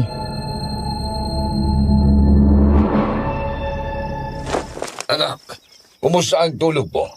Ayos naman po. Nasaan si JR? Nasa bahay, nakikipaglaro sa mga pinsan niya. Kumusta si Olivia? Okay na po siya. Bumaba ng lagnat niya. Mabuti naman kung gano'n. Nabanggit ko ang nangyari sa ate Anita pero hindi kumibo. Kailan ba siya nagkaroon ng pakialam sa anak niya? Bukod sa alam niyang may mapapakinabangan siya, bakit ho ba ganun si Aling Anita kay Olivia? Bakit ganun ang ugali niya? Hindi handa ang ate Anita nang mabuntis siya ng dati niyang nobyo. Pero noon pa man, ay ganyan daw ang ugali niyang mapagmataas. Materyosa. Magaling siyang makipag-usap sa mga tao kaya hindi na kami nagtaka nang siya ay manalong kapitan dito noong.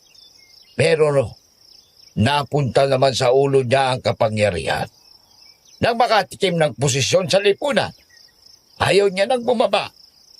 Nang makilala niya si Efren, ay madali silang nagkasundo dahil pareho sila ng ugali nito. Saan ba galing niyang si Efren?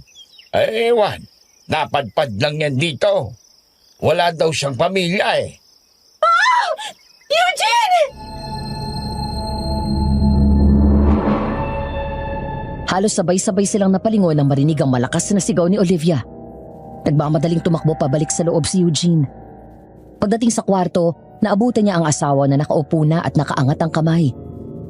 Nakatingin siya sa mga ito na parabang nakikita niya ang mga yun.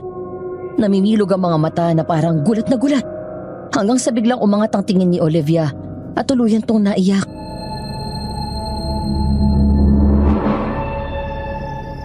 Mahal, bakit? Anong nangyayari sa'yo? Eugene! Eugene, nakakakita na ako! Ano? Nagbibiro ka ba? Hindi! Totoong nakakakita na ako! Nakakita na ulit kita, mahal! Olivia! Eto, si tatay. Katabi niya si Uncle Ruben at si Ate Cherry nakatayo sa likuran mo. Mahal, totoo nga. Nakakakita ka na. Dininig ng Panginoon ang panalangin ko, mahal. Isang himala ang nangyari. Paano nangyari yun? Malaking posibilidad ay dahil sa kagat ng aswang. May ilang kwento na akong narinig mula sa lola ko na isa ring albularyo na may mga kaso na ganyan. May sakit, tapos ay gumaling ng makagat ng aswang.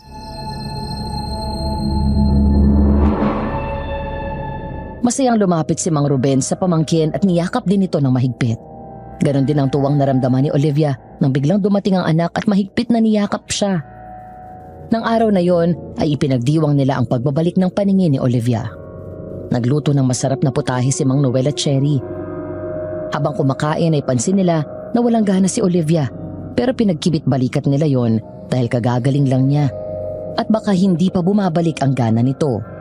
Hapon, habang palubog ang araw at nang bumuti na ng husto ang pakiramdam ni Olivia, naglakad silang mag-asawa sa dalampasigan at nagpunta sa pinakadulo ng property ni Eugene, kung saan pinalagyan niya ng bakod para walang mga taong pumunta. Doon ay may nakitang kubo si Olivia at katulad ng kubo sa dati nilang tagpuan.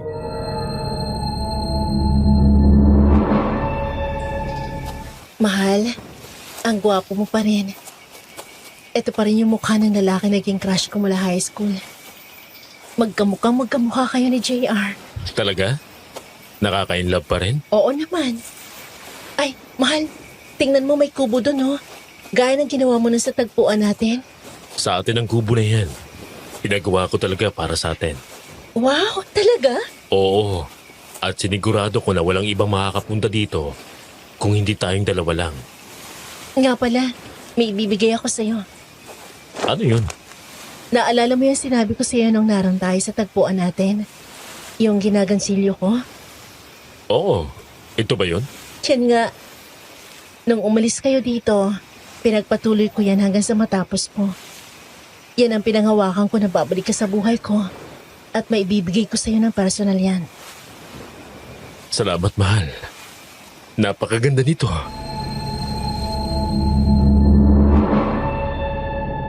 Inalis ni Olivia ang nakabalabal sa kanyang balikat at ipinatong yon sa balikat ni Eugene. Nagtataka na tumingin siya sa asawa, pero agad din napangiti nang si Olivia mismo ang humalik sa kanyang labi. Saksi ang dagat at ang kalangitan na nababalot ng iba't ibang kulay dahil sa palubog na araw.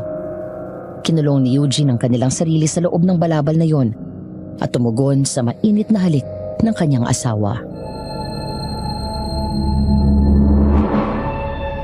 Kapag wala ako sa tabi mo at namiss mo ako, ibalabal mo lang to sa katawan mo, ha? At isipin mo na ako yung mayakap sa'yo. Anong mawala? Hindi ka mawawala. Hindi ako papayag. Kung nasaan ka, naroon din ako. Kapag iniwan mo ako, susundan kita kahit saan ka pumunta. Hindi na ako papayag na magkahiwalay tayo. Mahal na mahal kita, Eugene. Walang araw ang lumipas na hindi kita minahal. Mahal na mahal din kita.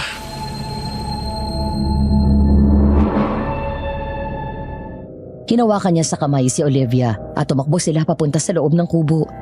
Nang maisarado ang pinto ay biglang naghinang ang mga labi nila. Sa loob ng maliit na kubong yun, gaya noong panahon na patakas silang nakikita, isang mainit na tagpo ang kanilang pinagsaluhan. Sa bawat yakap at halik, sa bawat tawag nila ng pangalan sa isa't isa, at sa bawat pahayag nila ng damdamin.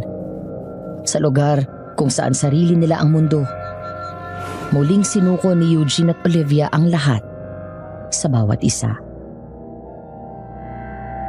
Lumipas ang mga araw. Sa pagbuti ng pakiramdam ni Olivia ay napansin ni Eugene ang unti-unting pagbabago sa kanyang asawa. Bukod sa pagbalik nito ng paningin ay mas lumakas sa pangkaraniwan ang pangangatawan nito.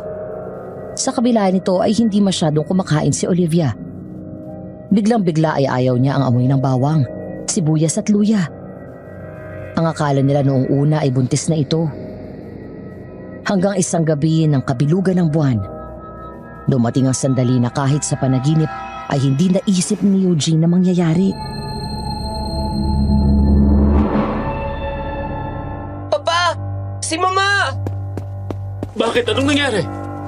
Tingnan niyo po sa kwarto! Diyos ko po. Huwag naman po sana. Mahal? Mahal? Nagugutom ako. Mahal? Anong nangyari sa'yo? O Panginoon ko! Lapis na kilabot ang naramdaman nila nang makita si Olivia na nakaupo sa kama. Iba na ang anyo ng kanyang mukha at naging aswang. Ang mga kuko niya ay mahaba at matulis. Ang kanyang mga pangil ay humaba din habang ang mga mata ay nanlilisik. Nakitsura nito ay parang sa isang demonyong umahon mula sa impyerno.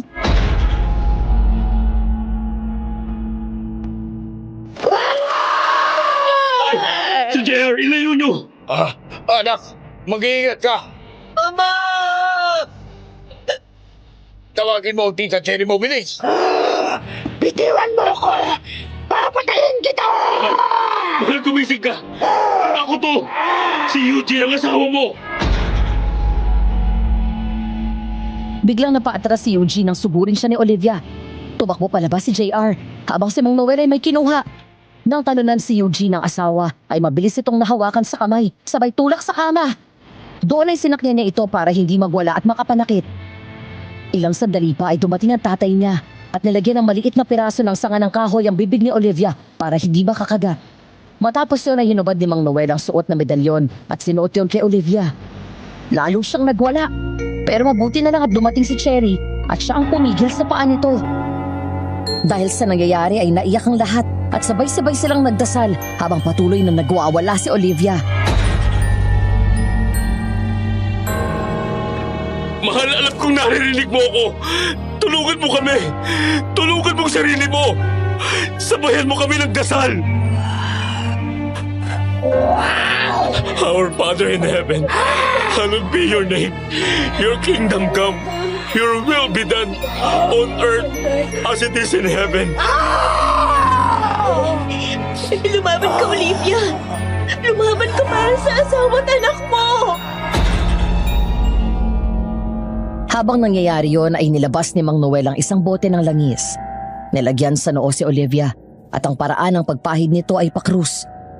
Maya-maya ay tuluyan itong kumalma at nawala ng malay. Nasaksihan nila kung paano unti-unting bumalik sa dati ang kanyang anyo. Umiiyak na inalis ni Eugene ang kahoy sa bibig ng asawa at mahigpit na niyakap. Sa kabila ng nangyari ay pilit na kumilos ng normal si Eugene. O mas tamang sabihin na in denial siya. Kanina bago umalis ng bahay para puntahan ang construction site kung saan pinapaayos niya ang pinapagawang private villa. Iniwan pa niya sa bahay si Olivia na maayos. Inaasikaso siya nito, pinaghahandaan ng pagkain at damit na isusuot. Malambing din ito gaya ng dati. Habang naroon si Eugene ay napapansin niya na ilag sa kanya ang ilang construction workers. Ang ibang kapitbahay nila ay pinagtitinginan din siya. Hanggang sa lumapit si Anita at bigla siyang binato ng asin.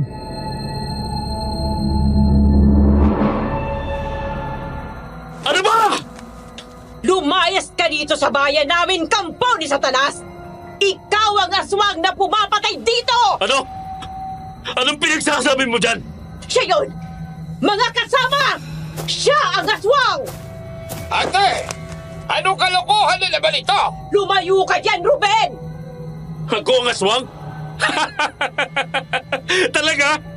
Paano mangyayari yung akong aswang? Albularyong tatay ko. At may suot akong medalyon buong buhay ko. Ate, gamitin mo naman ang utak mo. Pinagbibintangan mo si Eugene. Kailan lang sila bumalik dito? Ilang taon nang namiminsala ang aswang dito sa atin. Anong malay mo? Patawarin ako ng Diyos na sasabihin ko. Kahit ikaw ang nanay ng asawa ko. Pero malala ka na. Yung ginagawa mong pananalbahe sa akin mula noon, hindi na yan dahil sa ugali mo. Sakit na yan! Sige na, Eugene. Umalis ka na. Ako na bahala rito. Dahil sa inis ni Eugene ay sinunod niya ang sinabi ni Mang Ruben. Sa labas pa lang ng bahay ay hinubad na niya ang t-shirt at pinagpagyon. Maya-maya ay sumilip mula sa loob si Olivia at nagtataka na nakatingin sa kanya. Ngumiti lang siya sa asawa. Papasok na sana siya nang dumating ang tatay niya kasama si JR galing sa eskwelahan.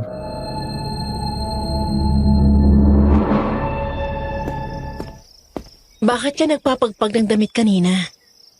Yung nanay mo kasi at mga alipores niya, binato ko ng asin. Pinagkakalat dito sa atin na ako daw ang aswang. Huwag mo nang pansinin si nanay.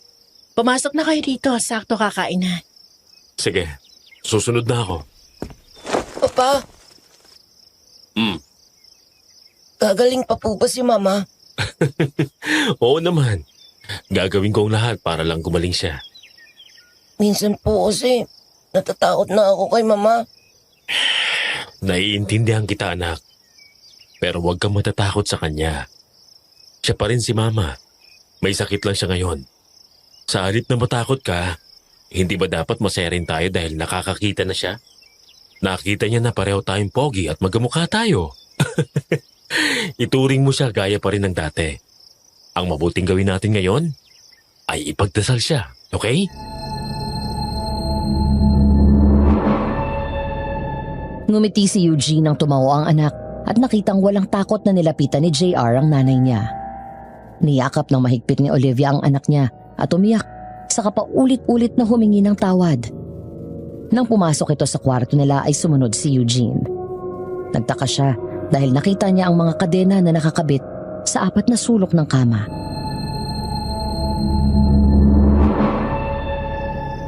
Ang sabi ni tatay, nagpapalitan niyo lang ako kapag kabilugan ng buwan. Pero mula mamayang gabi kapag natulog ako, kailangan nakakadena na ako. Para kung sakali magpalit ako ng anyo nang wala sa oras. Hindi ako makakalabas ng kwarto. Wala akong masasaktan. Mas mabuti na rin na huwag na tayo magtabi kapag natutulog. Doon ka muna sa kwarto ni JR. Mabuti na yun, sigurado tayo. Walang magbabago sa atin, mahal. Hindi ako natatakot kahit anong mangyari sa akin. Hindi ba nangako ako sa'yo? Kung nasan ka, naroon din ako. Kung magiging aswang ka, handa akong maging aswang ka kung kapalit nito ay makakasama kita. Ano bang nangyayari sa atin, Yuji? Bakit pakiramdam ko napakaraming hadlang sa atin? Gusto ko lang naman magkaroon ng tahimik na buhay kasama kayo ni JR. Kung ang pagiging aswang ang kapalit ng pagbalik ng paningin ko, mas gugustuhin ko ng bulag ako basta bumalik lang ako sa dati. May awa ang Diyos, mahal. Malalagpasan din natin to. Makinig ka sa akin mabuti. Kapag dumating ang sandali, hindi ko na makontrol ang sarili ko. Huwag kang magdalawang isip na patayin ako. Ang kaligtasan ni JR ang unahin ko. Mahal, hindi ko kaya. Kayanin mo para sa anak natin. Sa mga gaya ko, alam ko na bilang ng oras ko. Hindi na ako papayag na magkalayo tayo. Kahit pa sa kabilang buhay, Olivia. Susundan kita. Ganun kita kamahal.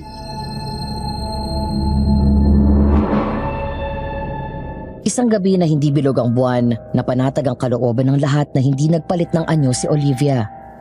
Sa paglipas ng mga buwan, mula nang naging aswang siya, ay sinasanay nila ang mga sarili na nagpapalit anyo ito. Bago pa lumabas ang buwan ay nagpapakadena na siya. Masiguro lang na wala siyang masasaktan, lalo ang kanyang mag-ama. Ngunit sa bawat pagkakataon na nagpapalit ng anyo si Olivia, hindi maiwasang marinig ng kapitbahay ang malakas nitong angil na kahit anong pigil nila'y umaalpas pa rin sa 4 na sulok ng bahay na yun. Dahil doon ay unti-unti na ring nabubuo ang hinala nila kay Olivia.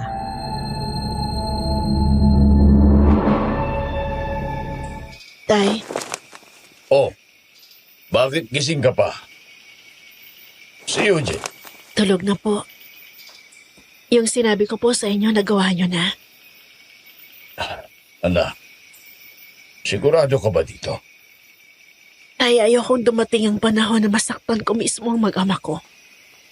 Kapag nagpapalitan niyo ako, mas madalas na hindi ko sila nakikilala. Hindi ko kakayanin kapag namatay sila dahil sa akin. Paano ang mag-ama mo?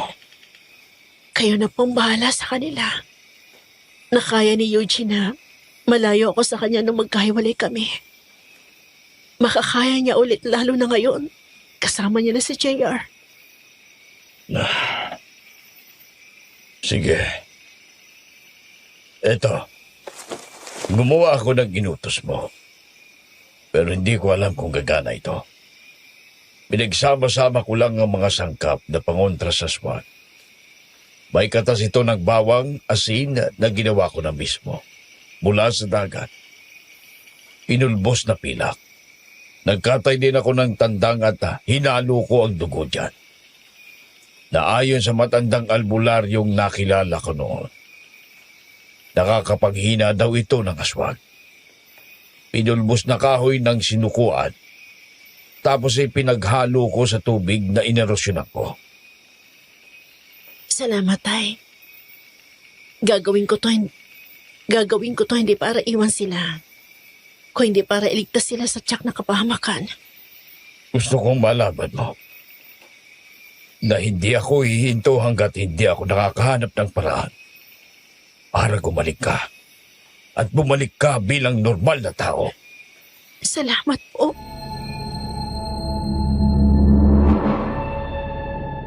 Isang gabi mahigpit na niyakap ni Eugene ang anak. Habang impit na umiiyak ito dahil nasa kabilang kwarto ngayon si Olivia. Sa muling pagsapit ng kabilugan ng buwan, nagpalit ito ng anyo at naging aswang at kasalukuyang nagwawala. Kanina habang nasa katinuan pa siya ay hiniling nitong itali ng panyo ang bibig niya para hindi siya makapag-ingay ng husto. Maya-maya napalingon si Eugene nang magsalita ang anak.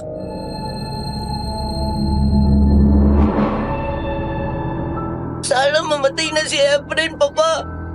Dahil sa kanya nahihirapan si Mama. Anak, alam ko na hindi magandang kanyang pagwali. Pero hindi tama na marinig mula sa batang katulad mo na humiling ka na mamatay ang kapwa mo. Hindi mo naiintindihan, Papa. Si Efren po ang aswang. Ano? Sigurado ka? Opo. Kitang-kita ko isang beses na nagpalit siya ng anyo. Tapos nakita niya ako at pinagbantaan niya ako na huwag daw ako magsusumbong dahil papatayin niya ako at si Mama. Hayop. Demonyo siya. Anak, dito ko lang muna sa bahay. Ate Cherry! Bakit? Samahan mo muna dito si JR. Magtutuos kami ng Efren na yon. Bakit? Anong nangyari? Sinabi ni JR na siya ang aswang. Ano? Asama ako sa'yo.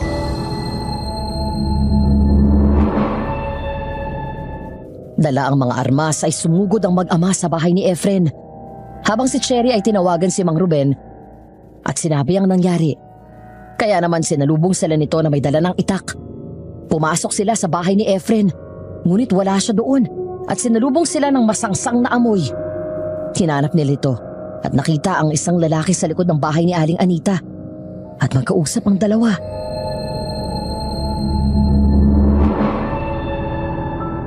Efren! Demonyo ka! Magbabayad ka sa ginawa mo kay Olivia! Wala akong alam sa sinasabi mo. Nananahimik ako dito at hindi ko na kayo ginugulo. Ano bang pinagsasasabi mo? Huwag ka nang makialam dito, ate. Dahil ang lalaki niya ang aswang na pumapatay dito sa atin. Hindi yan totoo. Kilala ko si Efren. Masama mambintang sa kapwa mo. Pero mas masama ang pumatay ng mga inosenteng tao. Huwag mo nang ikaila pa! Dahil sinabi mismo ng anak ko na nakita kanyang nagpalit ng anyo. Kung ganun pala, ay wala na akong mapagpipilian. Kung hindi ang labanan kayo, Aswang! Totoo nga! Ikaw ang aswang! ako nga! At isa kang napakalaking tanga at uto-uto na maniwala at sumunod sa lahat ng sinabi ko. Anong pakiramdam na binugaw mo ang sarili mong anak sa isang demonyong gaya ko? Hindi! Matagal na akong nagtitiis sa iyong matanda ka!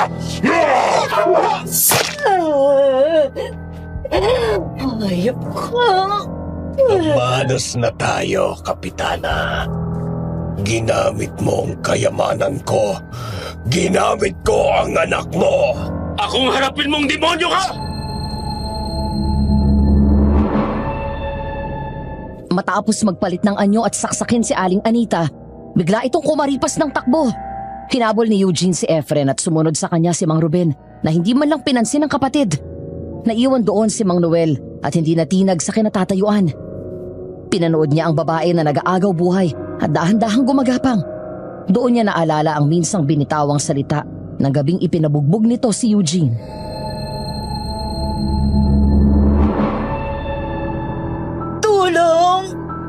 Tulungan mo ko. Parang awa mo na. Hindi ba't minsan ko nang sinabi sa iyo na darating ang araw na hahatulan ka ng langit at bababa ka sa pinistal mo Ito na ang araw na yun, Anita. Masarap sa pakiramdam na makita na ang matayog at mapagmataas na si Kapitana. Ito ngayon. At nakahalik sa lupa at nagmamakaawa. Patawarin niyo ako.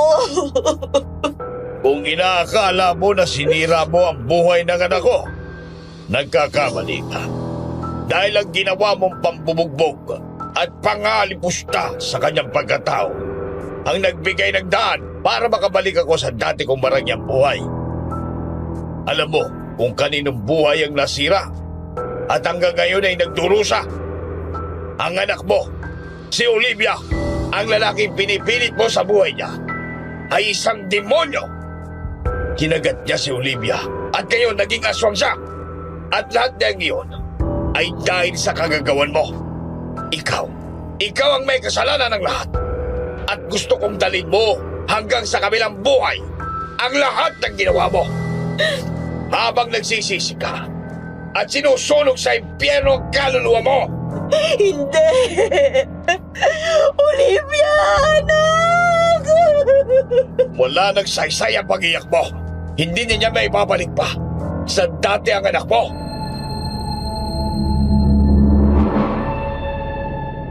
Samantala ng mga sandaling yon ay naglalaban na si Eugene at Efren ng napag-abot sa kakahuyan papasok sa gubat.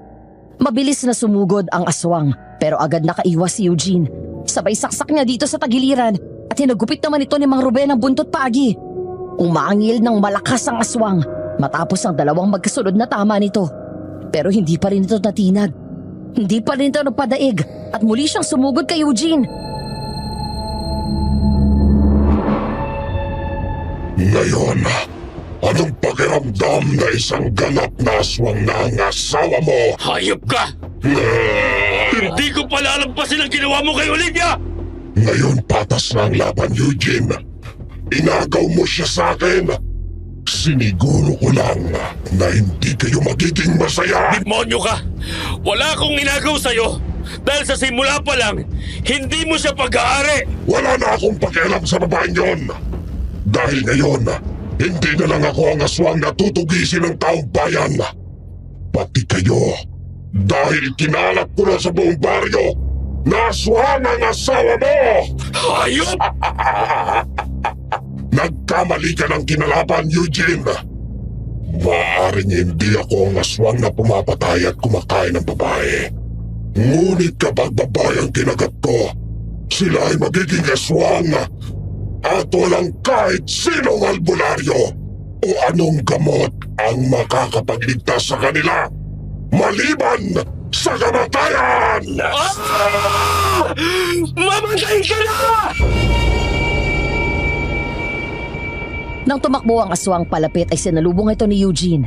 Sa bawat atake sa kanya nito gamit ang mahabang kuko ay pilit niya itong iniwasan. Ngunit may pagkakataong nahahagip siya at nasusugatan. Nang muli silang nagpambuno ay naihiga siya nito sa lupa. Akma siyang sasaksakin ito nang sinakal ni Mang Ruben ang aswang mula sa likod gamit ang buntot pagi. Kasunod nito ay mabilis na sinaksak ni Eugene si Efren gamit ang itak at direkta itong tumama sa puso. Nang bumagsak ang aswang ay doon sila lumayo mula dito. Hindi ito ang katapusan ko. Babalikan ko kayo! Para yan sa ginawa mo sa asawa ko! Halika na! Mamamatay na siya. Hindi na yan magtatagal. Kailangan kong makasigurado, Uncle.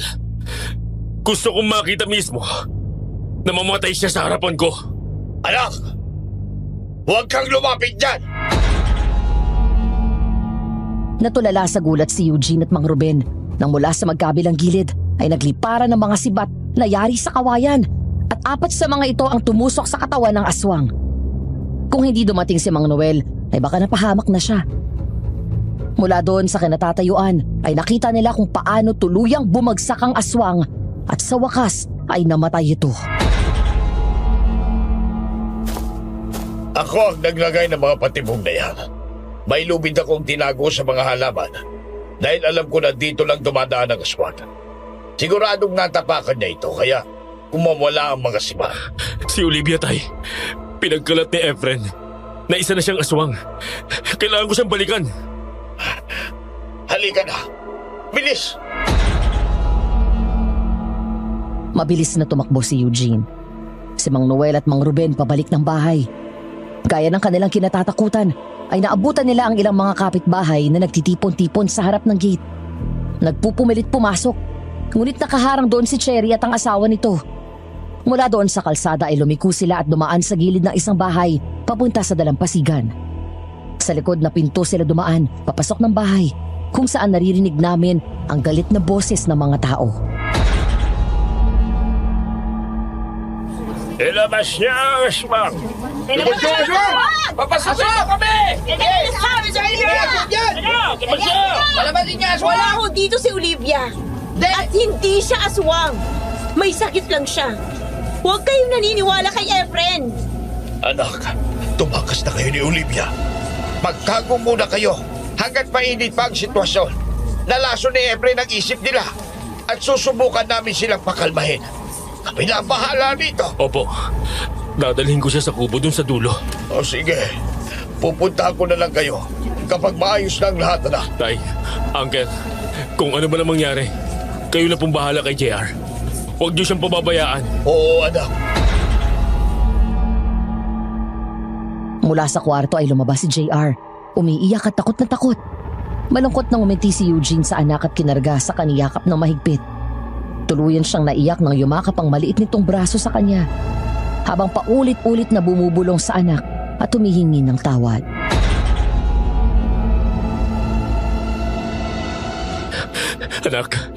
Anak, makinig ka kay Papa. Maging mabuti ka palagi, ha? Lagi kang makikinig kay Lolo.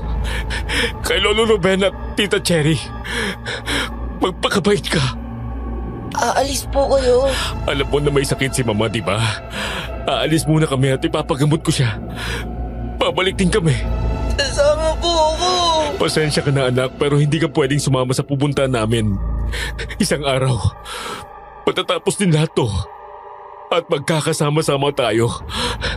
Tay, si JR. Eugene! Nagmamadaling pumasok ng kwarto si Eugene. Katulong si Mang Ruben ay kinalas nila ang kadena sa mga paa at kamay ni Olivia. Umagos ang kanyang mga luha nang makita ang mga sugat nito dahil sa mahigpit na pagkakatali ng kadena. Ang magandang mukha nito ay tuluyan ng nabalot ng kadiliman. Ngunit ang mata nito na kanina'y nanlilisik sa galit, ngayon ay bumalik sa dati. Ang kanyang maamo at magandang mga mata na nang sandaling yon ay nababalot ng lungkot. Mahal, Pumasang ka sa likod ko, mahal. Aalis tayo dito. pagod na ako. Eugene, bilisan mo. Sa likod na kayo dumaan. Susubukan namin pigilan ng mga tao. Salamat, Tay. Hihintayin ko ang pagbabalik mo, anak. Hihintayin ko. Isang malungkot ng ngiti ang sinagot ni Eugene sa kanyang ama. Pagkatapos ay niyakap niya ito ng mahigpit. Matapos yun ay tuluyan niyang pinasan sa likod si Olivia. Mula doon ay dumaan sila sa likod bahay at tumakbo ng tumakbo papasok sa kakahuyan. Doon sila dumaan dahil tsak na makikita sila ng mga taong tumutugi sa kanila kapag sa dalampasigan sila dumaan. Hanapin niyo si Olivia, mga asawa!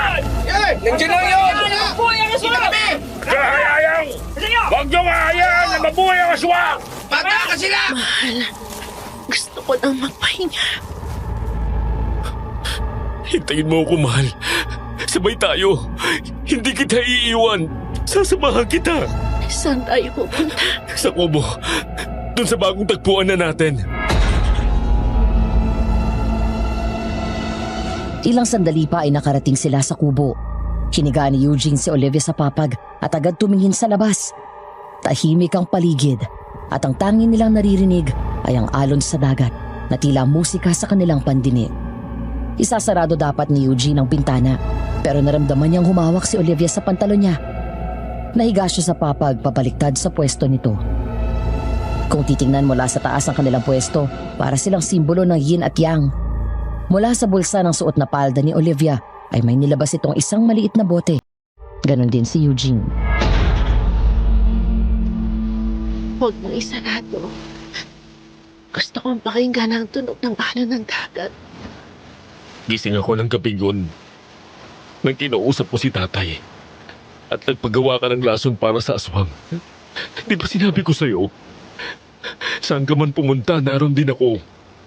Mahal, ikaw ang pinakamagandang nangyari sa akin. Ang mga panahon na magkasama at masaya tayo. Kahit na magkahiwalay tayo. Sa tuwing naiisip kita, siya ang pinakamasayang sandali ng buhay ko. Ikaw at si JR. Kayo ang nagbigay ng kulay sa mundo.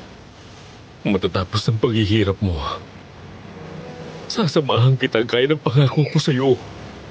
Maraming salamat sa lahat, Eugene. Dahil pinaglaban mo ako hanggang sa uli. Kahit ano, kaya kong gawin para sa'yo. Mahal na mahal kita. Mahal na mahal din kita. Panginoon, patawarin niyo po ako sa gagawin ko at sa lahat ng kasalanan ko. Sana may puwag sa kaharian niyo ang isang tulad ko. JR, anak. Mahal na mahal ka ni Mama.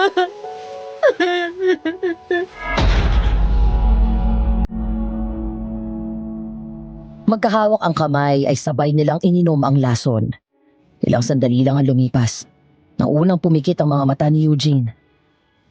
Kasabay nito ay mas lalong umagos ng luha mula sa mga mata ni Olivia. At tinaplos ang pisngi ng nag-iisang lalaking pinakamamahal niya. Sa huling sandali, lumapit siya dito at magaan na hinalikan nito sa noo at sa labi.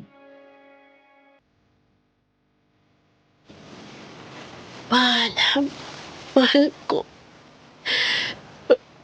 Patawarin mo ako sa ginawa ko. Hindi ka pwedeng mamatay. Hindi ngayon. Walang araw.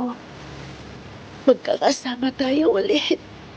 At maghihintay ako sa iyo sa kabilang buhay. Huwag mo mapapabayaan si JR. Kailangan kanya. Olivia. Ang mag-ama ko, ikaw na bahala sa kanila. Magpahinga ka na, Olivia.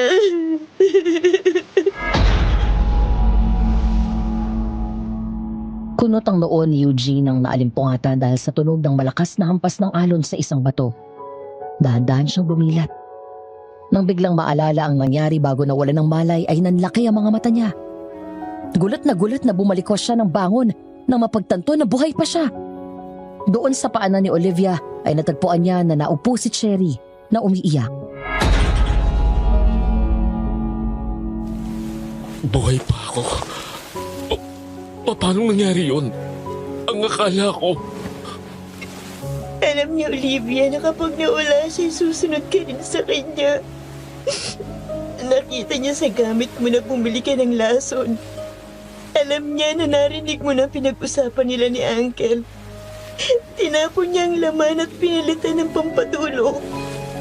Sayang niyang gawin mo yun. Hindi pwede. Olivia, hindi mo pwedeng gawin sa akin to. Olivia, gumising ka, mahal. Nangako tayo, di ba? Magkasama tayo at hindi maghihiwalay. Bakit? Gusto ka niyang mabuhay, Eugene. Alam kong mahirap na wala siya, pero kailangan kayanin mo ang lahat. Iwan mo muna ako, ate. Iwan mo muna ako.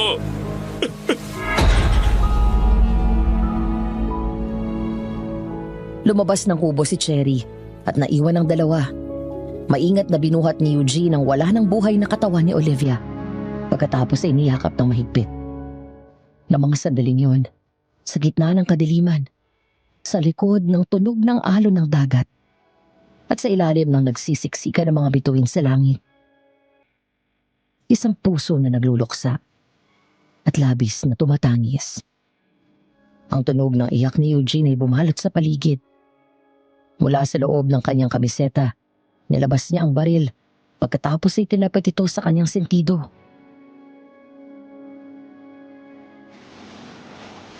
Hindi mo pwedeng gawin sa akin to. Hindi ko kayang mabuhay na wala ka. Hintayin mo ako, mahal. Susunod ako sa'yo. Papa! JR? Anak? Papa, nasan ka? Papa! Nang marinig niya ang boses ng anak na umiiyak at hinahanap siya, ay para siyang binuhusan ng malamig na tubig. Sa isang iglap na tauhan si Eugene. Bigla niyang nabitawan ang hawak na baril. Tumingin sa mukha ni Olivia at unti-unting nabuksan ang isip niya at naintindihan kung bakit siya nito niligtas mula sa kamatayan. Hindi siya pwedeng mawala. Hindi niya pwedeng iwan ang kanilang anak gaya nung kung paano siyang hindi iniwan ng tatay niya sa lahat ng hirap na pinagdaanan niya. Umiiyak na hinalikan niya sa noo si Olivia. Pagkatapos ay maingat itong binalik sa papag. Nagmamadaling tumakbo palabas ng kubo si Eugene. Umiiyak at tumakbo palapit kay JR. Pagkatapos ay niyakap siya ng mahigpit ng anak.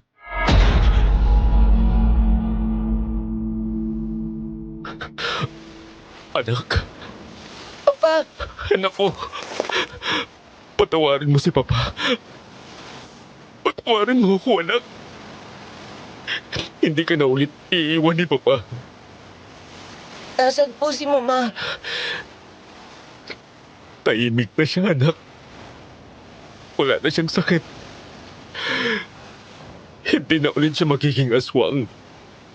At hindi na rin siya mahihirapan. Nang kunin ni Mang Noel ang apo ay bumalik na si Eugene sa loob ng kubo at binuhat ang walang buhay na katawan ni Olivia. Mula doon ay naglakad kami pabalik sa bahay. Sumugod at sinurubong sila ng mga kapitbahay. Biglang natigilan ng mga ito nang makita ang wala ng buhay na katawan ni Olivia at ang magandang mukha nito sa halip na mukhang aswang. Binigyan ni Eugene ng masamang tingin ng mga taong ito. Wala siyang sinabi. Hindi niya nakunang sumbatan ng mga ito. Naupo si Eugene sa buhangin at nakaharap sa dagat. Doon siya muling nagluksa kasama ni JR at niyakap ng mahigpit si Olivia. Anak, Wala na siya, tay. Wala nang asawa ko. nandito lang ako na. Hindi kita iiwan. Pinanganak mo. Huwag mong iisipin na nag-iisa ka. Mama! Magpahinga ka na, Olivia. Ipinapangako ko. Hindi ko pababayaan si JR. Mahal na mahal kita.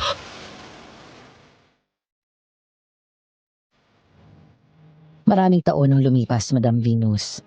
Hindi naging madali para kay Eugene ang umusad matapos ng pagkawala ni Olivia. Sa murang edad ay nakita ni JR kung paano siya na-depress. Ilang beses nawala ng pag-asa pero bumangon ulit. At sa kabila ng lahat, nilabanan ni Eugene ang kalungkutan para sa kanyang anak. Samantala doon naman sa baryo, sa paglipas ng panahon, ay isa-isang umalis sa mga residente doon. Binili ni Eugene ng lupa at pinatuyuan ng resort. Wala na ring mga aswang. At mula noong namatay si Efren ay tuluyan ng natahimik doon. Makalipas ng ilang taon, sinubukan ni Eugene na umibig muli, si Bridget. Ang best friend niya mula pa noong college kung saan nagkaroon siya ng 2 anak. Sa kabila ng relasyon sa ibang babae ay hindi nagpakasal si Eugene na siyang dahilan kaya naghiwalay rin sila nito. Sa kanyang pagtanda ay nagkaroon siya ng maselang sakit sa puso. Samantala ng araw na yon, matapos ang mahabang biyahe, ay nakarating na sila sa wakas sa probinsya. Maingat na tinulak ni JR ang wheelchair. Palapit sa maliit na puntod ni Olivia kung saan nakalagay ang kanyang abo.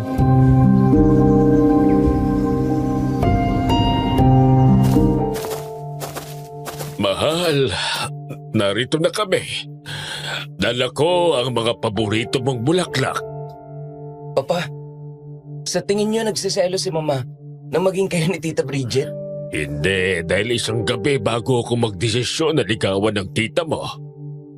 Napanaginipan kong mama mo at sinabi niya sa akin na ligawan ko na daw siya dahil ayaw niyang mag-isa ko palagi. Alam wala eh. Si Mama talagang mahal mo. Minahal ko rin ng tita mo. Aaminin ko na nagkulang ako sa kanya.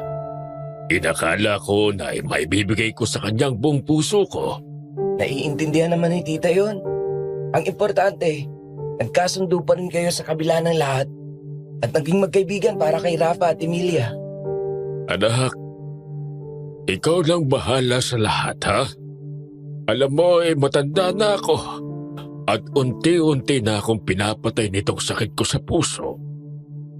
Ang mga kapatid mo at ang negosyo natin, itong villa, wag na wag mong pababayaan at ipibenta. Gusto ko, kapag nawala ako, ilagay mo ang mga abo ko sa tabi ng mama mo. Opa naman eh. Ayan na naman kayo sa mga bilin ninyo. Halika na at bumalik na tayo sa bahay. Mamaya na. Dalhin mo ko doon sa tabing dagat. Gusto kong panoorin ang paglubog ng araw. Sige po. Iwan ko kayo dito ha. Huwag niyong aalisin itong balabal niyo at malamig. Lilinisan lang namin sandali yung puntod ni Mama.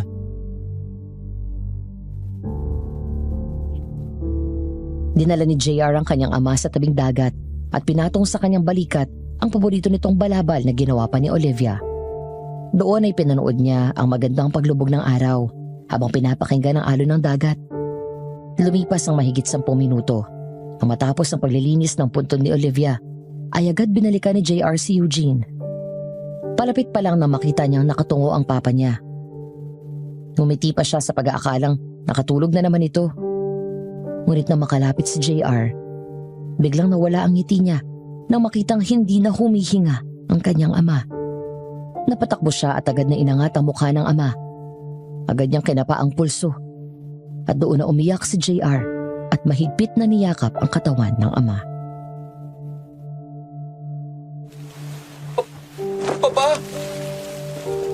Pa! Papa!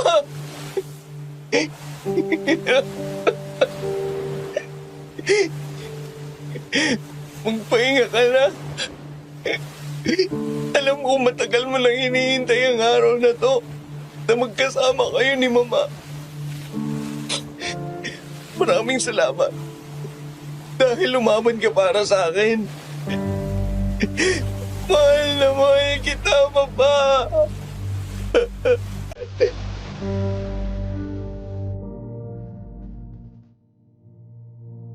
Madam Venus, nang wala si Papa, iniwan niya sa akin ang isang araw na dadalhin ko habang buhay.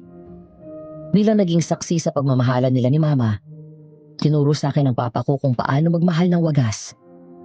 Isang pag-ibig na hahamakin ng lahat maging sino ka man. Nakita ko kung paano niya pinaglaban si Mama. At bilang lalaki at ngayon ay isa na rin padre de pamilya, alam ko kung paano ko mamahalin at irerespeto ang asawa ko. Dahil nakita ko kung gaano at paano minahal ni Papa si Mama. I may not be half the man that he was, but I felt he was the best man I can forever look up to. Ang pagmamahal ni Mama sa amin ang nagtulak sa kanya para isakripisyo ang sariling buhay para sa kaligtasan namin, at ang pagtupad ni Papa sa pangako niya kay Mama na huwag akong iwan at pabayaan kahit na mahirap kalaban ang kalungkutan. Habang buhay kong dadalhin ito sa aking puso at hindi ako manghihinayang na ipagmalaki ang klase ng pagmamahal na binigay sa akin ng mga magulang ko. Sana'y nagustuhan ninyo ang aking kwento. Hanggang dito na lamang at maraming salamat po sa inyong pagsubaybay. Nagmamahal, JR.